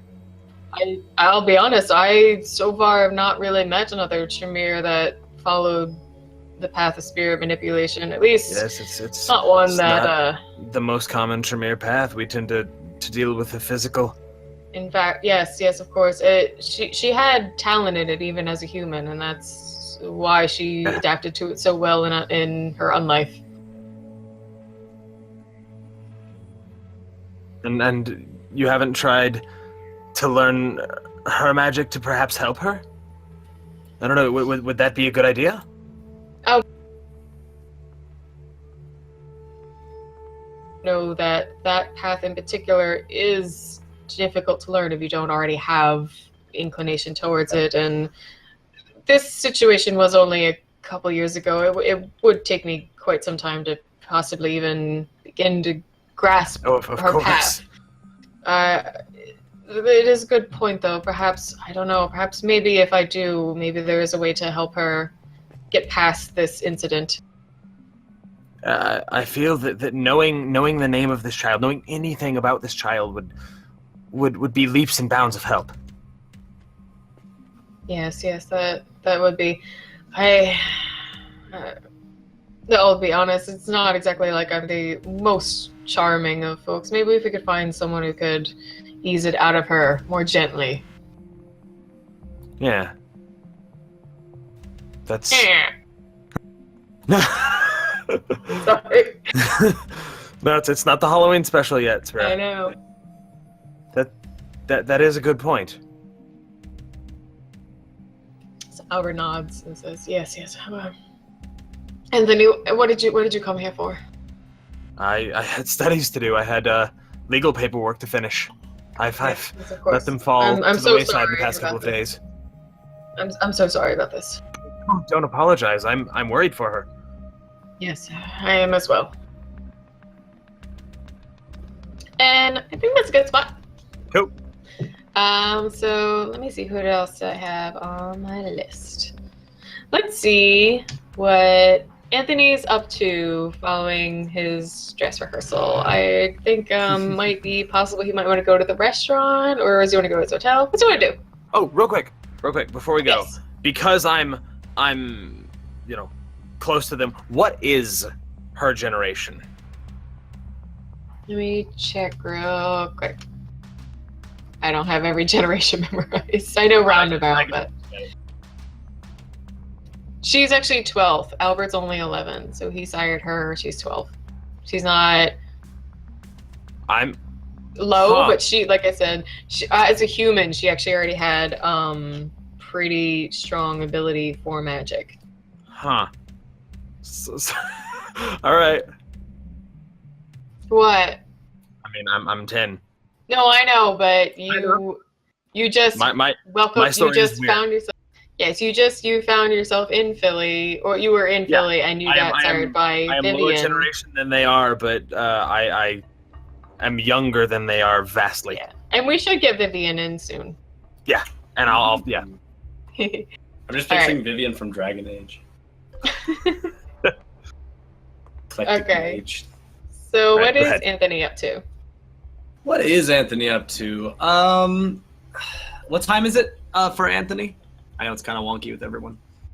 Yeah, it's still Thursday evening. You were there for a little while. You also have your usual you get up early and have to preen yourself. So Yes. I'd say by that time it's gonna be probably 10, 11. Okay. And the restaurant's open till I believe 3. 3. So yeah, I think I'll drop by. Okay. Get a little bit so- of cooking in. Okay, so you drop by and you, sort of show up. You obviously have a very impromptu schedule. Yes.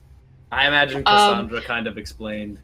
Yes, and but actually, I was going to say that shortly after you arrive at the restaurant and you start like trying to get yourself settled in, you do get a phone call from our lovely little Cassandra. Anthony? Hello? Yes? Oh, Anthony, darling, I just wanted to check in how things went with May. Oh, it was delightful. I met a few new friends, Theo and Tobias. Oh, wonderful. Yes, those would be all the little lovely toyadors in the city. Did they tell you what they do? Yes, they did. A band. Yes, they're terribly talented. You must go see them. It's just fantastic. I don't really like the crowds that are at the venues that they play at, but the music's wonderful. Yes, I promised them I'd go to a show. I'll have to see when they are next playing. Anthony, I'm sure May already asked you this, but I haven't heard yet, and I just wanted to ask myself, what do you think about the current situation in our little city? Oh, yes. It's... I'd like to remain neutral as much as possible, at least in regards to the ambition of others, particularly regarding a potential new prince. But... Well, what about you? I feel no dear? reason to oppose whoever thrusts themselves forward. Well, what about you, dear? What do you think about the position? About Prince? Yeah, I mean, you're clever, powerful, charismatic young man. What are your thoughts? Stop it. I honestly, I could care less one way or the other.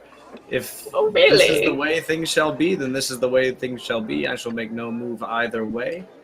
She sighs. Well, I suppose, but honestly, I think you might be right for the position. Interesting. I hadn't considered. I'll definitely keep that in mind. Thank you. Well, listen, I haven't spoken to May directly about it yet, but I think between myself as Harpy, herself as Primogen, we have a couple other toyadors in the city, and you've made a good name for yourself, I would say. I really think you should consider. I mean, listen, it's not like you have like daily duties necessarily. You just are the go-to person that when things go wrong, people need to check with you. You have the Primogen behind you. It certainly isn't like becoming president. You'd still be able to, of course, pursue your career of cooking. I just wanted to plant the idea. All right. Well, I appreciate it, and I will give it some thought. Thank you very much. Of course, dear. You have a good evening. You're cooking tonight, I believe? Yes, I will be cooking quite a bit. Oh, I wish I could eat it. Well, anyway, you have a good evening, dear. You as well. Okay. I will hang up and just like feel the long forgotten urge to vomit psychologically run through my body. I love how more and more and more you begin to hate Cassandra. It's great. She's such a flake. She is a flake, and she's also She's so trying to terrible. use me. She's also yeah. trying to use me so hard. She is a harpy. They are She not is a known harpy. for being particularly empathetic or open to other people. Oh, that is funny. Okay. Is there anything else that Anthony really wanted to finish up this evening? Did May say when she'd be able to get me those new clothes, all the new outfits and whatnot? She didn't give you a specific time, but she said she was pretty excited, so she would be working on them this weekend, which is Thursday evening, so that would be like Friday, Saturday. She'd probably be working on them. Maybe in a day or two, she might be able to get them to you. Awesome. I think the only thing, aside from just cooking the night away, I think at the end of that little period, he's gonna see if there's any like Entertainment Weekly or like Variety magazines in like the lobby of the restaurant, and maybe take anything related to like television or like entertainment, or maybe like popular cooking magazine. Yeah, so in the sort of waiting lounge for people, I mean, this is more of a reservation restaurant, but they still want people to have a spot to sit if they arrived a little earlier and their table's not just ready. So in that area, there is sort of like very modern, cleaned up sort of like magazine case. It's not gross, magazines can be. It's very pristinely kept. And you do see a couple magazines that have to do with local media as well as like the big stuff, big local, bigwig actors and stuff like that. So you can grab a couple of those. Perfect. Okay. And if that's it with Anthony, we will check in with Deckard, who I think is heading back to the Warrens now. Yeah, I'm heading back to the Warrens with head in hand.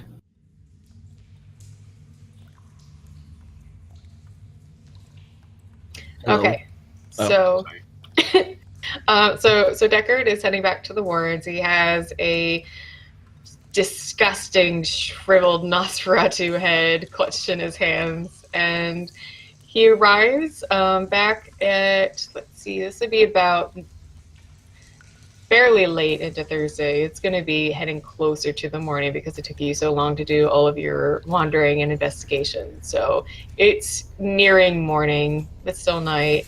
Benedict is sitting on a old sort of barber's chair, just sort of picking at his long, gross fingernails. I will dramatically throw the head on the ground and roll it towards them. Benedict looks down and sighs and closes his eyes. Who is that? It's the man you were trying to hide from me, Benedict. Benedict looks slightly shocked and just... What? He's my former sire.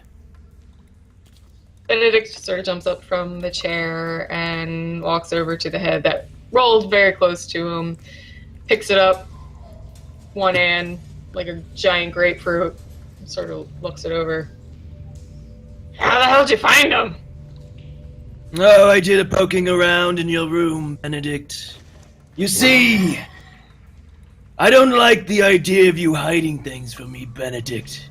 Now I'm going to go to bed. It's been a very long day.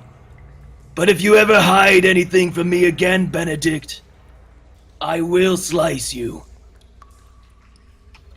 So Benedict tosses the head over his shoulder and walks up to you and puts his hand, big, gross, gnarly, long, taloned hand on your shoulder very hard. Deckard, I was doing it for your own good. And yet here we are, Benedict. I still get my way, and you're still a nuisance, a thorn in my back. Benedict looks over his shoulder at the head and looks back at you and sort of almost looks like he's reevaluating you. Looks you up and down a little. Just, I'll admit I'm impressed. Listen, Deckard, I'm sorry. You've got the addiction and the dead bodies you were leaving everywhere. I was concerned. I'm sorry. Listen. Oh, so I'm the nuisance then. I see. Your colors show finally, Benedict. I took you in, you little whelp. I could have just left you to die or killed you myself. And then why haven't you? And he just looks like he doesn't really want to respond. He looks a little embarrassed. Well, Benedict, I see that I'm no longer needed here. I'll take my coin, take the bitch in the cellar, and I'll be on my way. Where the hell do you think you're going? I'll find a new haven. I'm sure there's some slums around.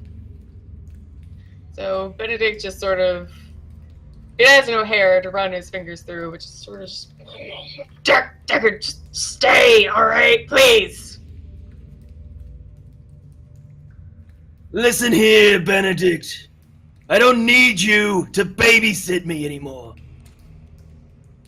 I understand that. I can tell. And he sort of points over at that. I understand, Deckard. Look, I was just concerned about all the bodies we were leaving. It could be bad for us. Well, I'm offering you the head for whatever bounty you can get on the blood hunt. Let's say it's my parting gift. Hunt. Huh? Sorry, I didn't hear that. Sorry. What you didn't say what you were gonna say.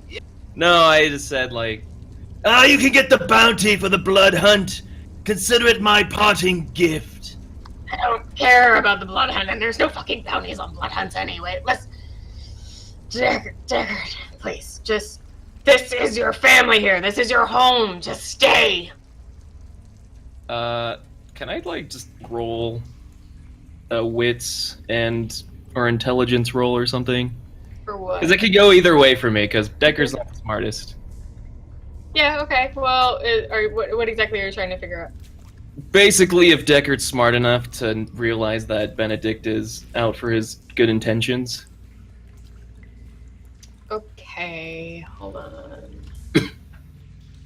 Because, I mean, like, I get what Benedict's coming from, No, of like... course. I But- respect you, Revolver, leaving this up to a dice roll.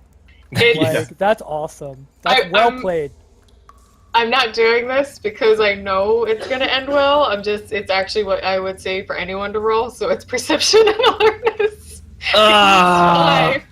Okay. What, do you want to leave? Fine, go. No, it's fine. We don't need you.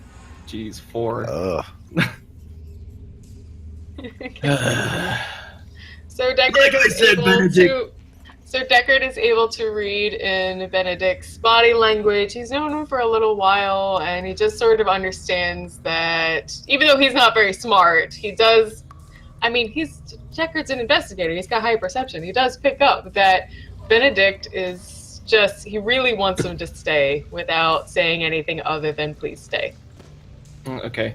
If I find out you're hiding anything else, Benedict, I'm leaving.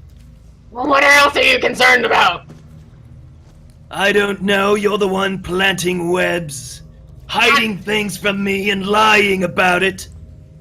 Deckard, I haven't lied to you about anything other than knowing the name of your sire. I didn't even know who he was. I didn't know what he looked like. I didn't know And you anything. lied to me about not knowing what O'Connell and the zombie were doing, following whatever her name is. Benedict nervously plays with one of his ears, just sort of like, all right, again, I was worried you might mess up my plans. And what about my plans, Benedict? You haven't really supported my plans. Deckard, what is it you want to do? Because if we can work together, that's fine then. You know what I want. I want to find a buyer for the coin. I want to O'Connell's tear this working city on into that. the shit-ridden place that it is. Well, yeah, that sounds fun. Listen, Deckard, alright? So Benedict walks up, and this time much more sort of friendly, fatherly, puts both hands, and like grabs your shoulders and just looks at you very like in the eyes. Deckard, I'm serious. I'm impressed with however the fuck you found this guy, and whatever the fuck you did to get his head. Listen, I will clue you in on what we're doing down here more in the near future. I just need you to promise you'll work with us and not alone. Fine. Good! I'll extend my hand and shake it. Shake his if he offers it. Benedict does, but a little almost angrily. Just So, let's throw a party! I killed a man that was blood hunted! Oh man, it felt so goddamn good, Benedict! You should have seen the look of horror in his eyes! you don't have to tell me everything. In the meanwhile, we should find a plank of wood and put this head on it. And make a nice trophy. Yes. To the bastard who made me this monster. So Benedict does a sort of like fake little like cheers. Okay. That's all I had. Okay. And let's finish up with Roland. All right. So are we starting off exactly where we left with me and the little girl talking? Yeah, we didn't really finish that conversation, and she said she was really hungry. She might want a peanut butter and jelly sandwich. Yeah, she doesn't get that. God, I hope Roland just like comes out. Benedict, I need some food. That's almost exactly what I need to do. Yeah. Okay, so this is mid-Thursday, so Deckard is still away, but I would say Benedict is around O'Connell if you head into the antechamber. It's all up to you what you want to do, but for setting, if you're following it, Benedict is in the antechamber, but O'Connell's off.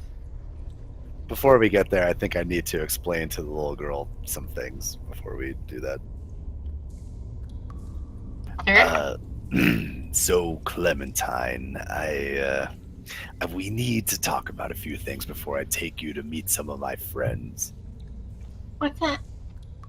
Nah, not all vampires look like me and you do. Some of them, in the Motel Transylvania movie that you're watching, were there anybody else besides vampires? Yeah. There's a whole bunch of other things. There were werewolves and there's like a mummy guy and like just a whole bunch of other weird creatures and things. Right. So the mummy. Not all vampires look like us, but they are still friends. We don't treat them any differently because of the way they look like. They are still us. They just look different. Do you understand? Yeah. What do they look like? Just like monsters, but they're still perfectly good vampires. There's nothing wrong with them. They just look like dead people walking around. They're like mummies. They just look like mummies for the most part. So she sort of nods and like wipes at her face. Okay. I'll stand up and hold my hand out to her. Okay, so she very slowly gets up. She still looks very nervous about you. She doesn't feel very comfortable about this whole situation. She believes you about you saving her at the moment, but just, the sewers and all of this talk is just really throwing her off and making her a little scared and confused. Yeah, that's understandable, because we're fucking living in a sewer right now. I would have played this up more, but for time, I don't want her to sit and cry for 4 hours. No, I appreciate that as well. So I'll give her one last word before we walk to the antechamber. Like, if you feel scared, just I don't know, yank on my arm a little bit, and we'll try and remedy the situation. Okay. And then I'll walk to the antechamber. Okay, so as you enter the antechamber, you see Benedict sitting at a desk that is almost like half gone, like half of it's broken away and just held up with some other planks of wood and chairs and things, just making it like a little makeshift desk. And he is writing a bunch of notes. Any reaction from Clementine? She obviously is freaked out, but she's very much taking to you as like the only thing she has, so she like leans against you and that does that little kid thing like behind the leg and like holding onto your arm. Yeah. Benedict, What? Shit. She jumped a little.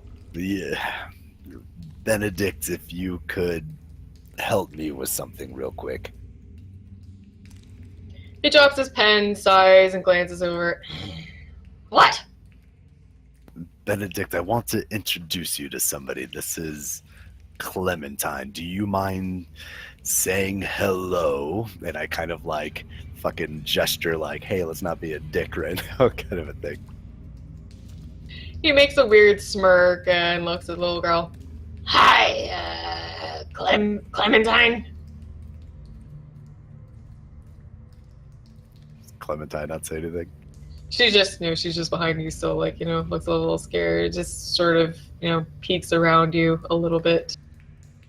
Well, Benedict, Clementine is hungry, and I don't exactly quite know how to explain feeding to her. The ghoul's still clean, right? She should be. How much did you give her, when you... I don't know, some, not, she's hungry. I don't know how to answer you. Jesus Christ, all you children, I need to get out of here. Anyway, I need a vacation. Come on! And he stands up from the desk and starts walking towards the direction at the end of the antechamber that leads where you've gone before, that led to a portion that takes you either to Deckard's Haven or to O'Connell's, but he starts heading towards Deckard's Haven. I'll lead her as well. I'm assuming she's following with hand in hand. Yeah. Where are we going? We're going to go learn a valuable lesson about feeding. This is your first time eating as one of us. Okay.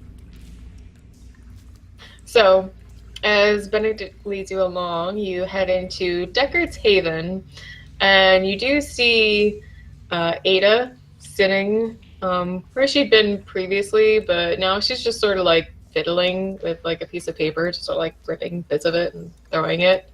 And she looks up and sees Benedict, and she doesn't react too strongly, but she still looks, not entirely happy about seeing him, and sees you and the little girl and looks a little confused.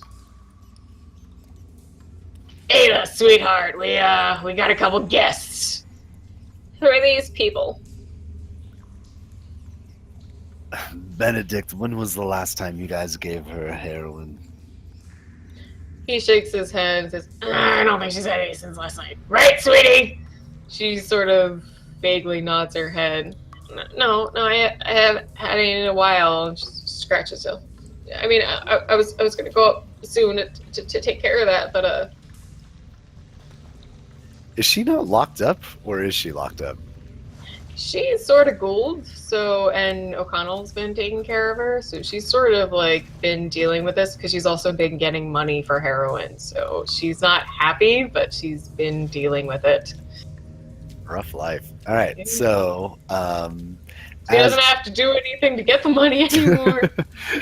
So as vampires, are our teeth just like naturally, are our canines like naturally out, or are they in? Do we need to make them come You out? have a mystical ability to hide them. So you have them, but you have this sort of ability that if you're talking to a human, you can kind of make it look like you don't have them, but they're there. They don't like come out, they just like are there.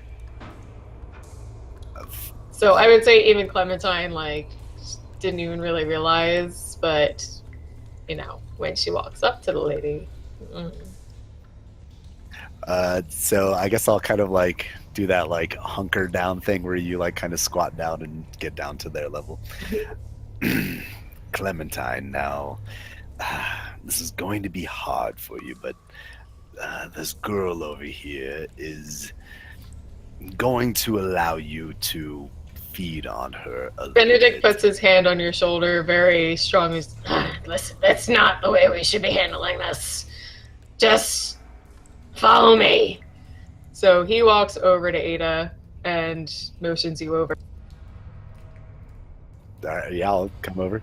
Okay, so you and Clementine follow him over, and he just gives Ada a look. Look, we gotta do the thing, all right? I mean, you'll get your money right afterwards. You'll be fine, right? We have the understanding. She looks a little not happy, but again, just sort of nods. Yeah, fine, whatever, just get it over with. So Benedict kind of leans in and whispers to Roland, Just get her close enough. When I make the cut, she'll follow along. So Benedict takes a little tiny knife, little pocket knife kind of thing out of his pocket and motions for you to get Clementine in position and makes a little cut on Ada's neck. Clementine, do you mind giving Ada a hug? So Clementine acquiesces and leans in, and her hunger takes over, and she begins feeding. Just don't make her take too much, Deckard, or kill me.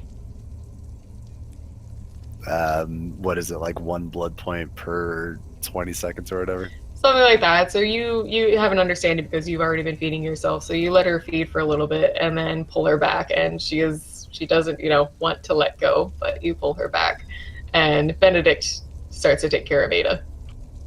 Take care of Ada? What does that even mean? I mean, like, she's got a proper cut, not one that'll heal from a vampire finishing a kiss. So he's trying to, deal with the little cut he made. Okay. How's Ada doing? She sort of passes out. The kiss is really intense, so she just sort of looks a little hazy and falls over. I'll pick her up and just fucking I don't know, whatever. Fucking carry a 7-year-old. Just I'll do that.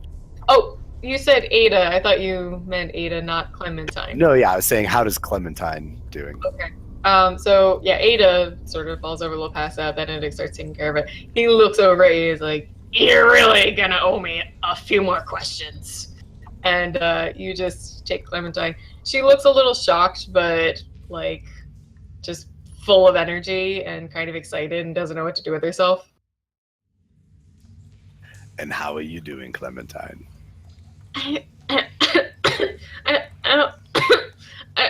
don't know what that was, but I feel better.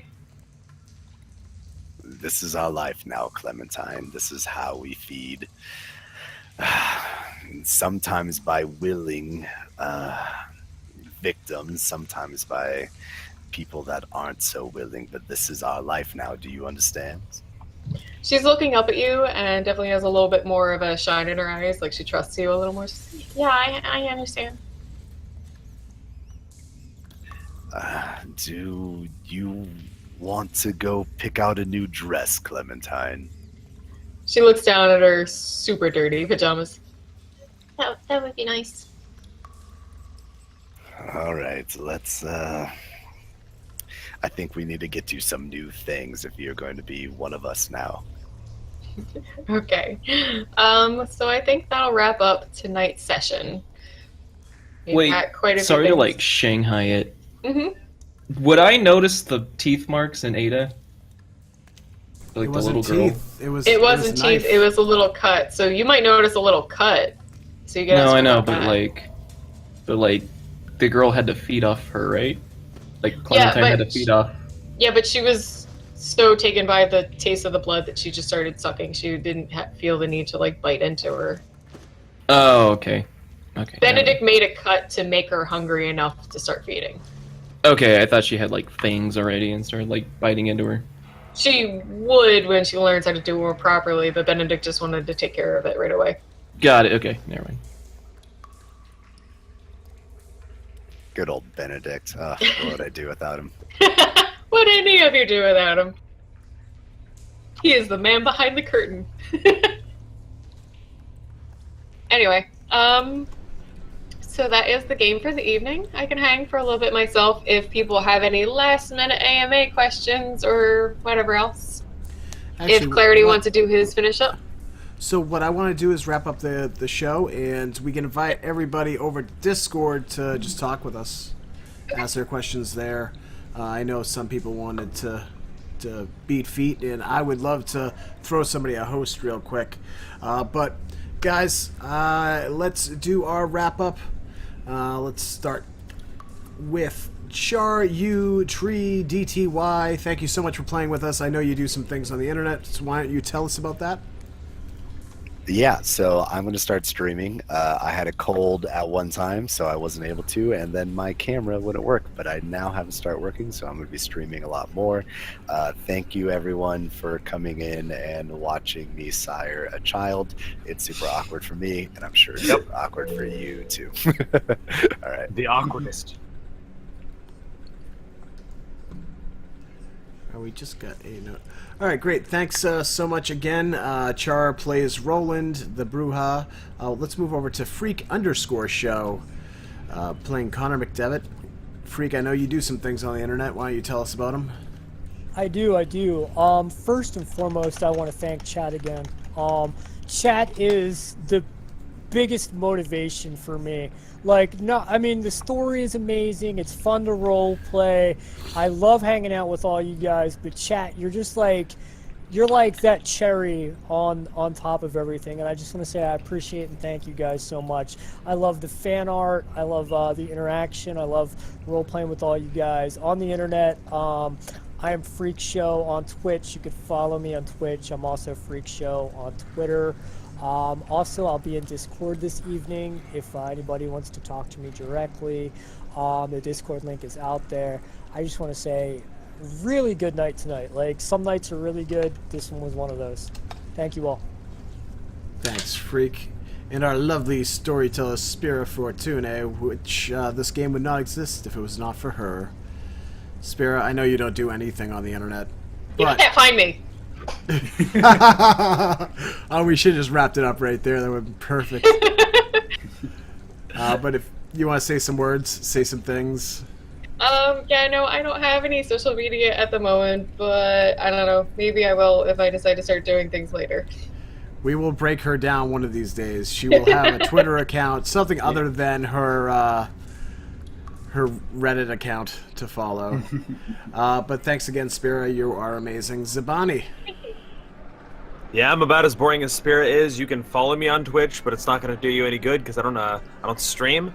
I do, however, I will this Friday with Freak and Clarity be playing Marvel Superheroes on the same channel at the same time. So be sure to join us then too. Thank you so much, Zabani. You do have a Twitter account, though. Yes. We'll make you guys follow the Zabanis with all his ice puns for the Marvel Superheroes game. Follow him on Twitter. Check him out. Tongue of Silver. Hello. Yes. I guess hi. I didn't fix your name on the overlay. I'm just realizing. Honestly, like, the only reason it's not Silver Tongue is because it was already taken. And my name in the Discord's Silver Tongue, so Yep. it's close enough. Yeah, it's Tongue of Silver on the Twitch, though. Oh, okay, it's correct there, so... Yep. That's what matters. Alright, hi, I am Andrew. That's my real name. Let's just throw that out there. I am Tongue of Silver. I play Anthony Toussaint, and it has been a pleasure tonight to work with all these wonderful people in this awesome, awesome community. Once again, yeah, welcome. Please join the Discord. Get up on it. We will be talking in it constantly. I would like to formally apologize for being late and then screwing up the video like 3 times. Today was a bit of a hectic day. It was straight from work, driving 2 hours to Los Angeles, having an interview, driving 3 hours back, stream. So, it was a crazy day. Apologies to everyone for screwing that up. But it has been a pleasure tonight. It's all good, man. I'm glad you made it. And, yeah. Hey, one last thing, real quick. Yeah. I just wanted to say, everybody keep in mind that we are planning a Halloween special near the end of October. That will be a one-shot, I think, with all our regulars here, and it will be the Jazz Age with VTM. I was going to mention that since you started playing the jazz music. I thought of it. Yeah. And, of course, we have our tour de force, Revolver C as Deckard. Hey guys, my name is Revolver C. You can find me on Twitch, Revolver C. The link right there. Also on Twitter, Revolver C TV. Thanks for having me, guys. As always, it's a lot of fun. I always look forward to Tuesdays and write novels to Spira of like what I'm doing and stuff. So I'm just glad to be a part of it. So thanks. All right, and again, make sure that you follow all of our players on their various social media, except for Spira, who we'll bring into the modern age one of these days. But she keeps wanting to go backwards. She wants to do Jazz Age now, so they didn't have Twitter back then either. I have a rotary phone. I had Twitter back then. Yeah, but I mean, those were like carrier pigeons. That was a different type of Twitter. I'm Clarity GGTV. This is my channel. Make sure you follow for all sorts of new content. We play all sorts of new games here. We will be moving into more tabletop content in the coming weeks. Like Spira said, we do have this Jazz Age game that'll be happening, what was it, the Saturday before Halloween? That's our current plan, yes. And it should be a really long game, longer than this even. Nice, long one-shot. And we have our Marvel Superheroes TSR game on Fridays with Genie. So tune in for that. That's a lot of fun as well. I'm actually going to be playing my first session this coming week. But guys, we're going to move this party over to Discord and do our little wrap-up. Right now, I'm going to throw somebody a host. Make sure you check us out on YouTube. I promise I will put up a video in the next week. I've just been overrun with stuff. Make sure that you tune in next week for some more Tabletop Tuesdays. Thanks so much, guys, and we'll see you then. Bye. Bye. Bye-bye.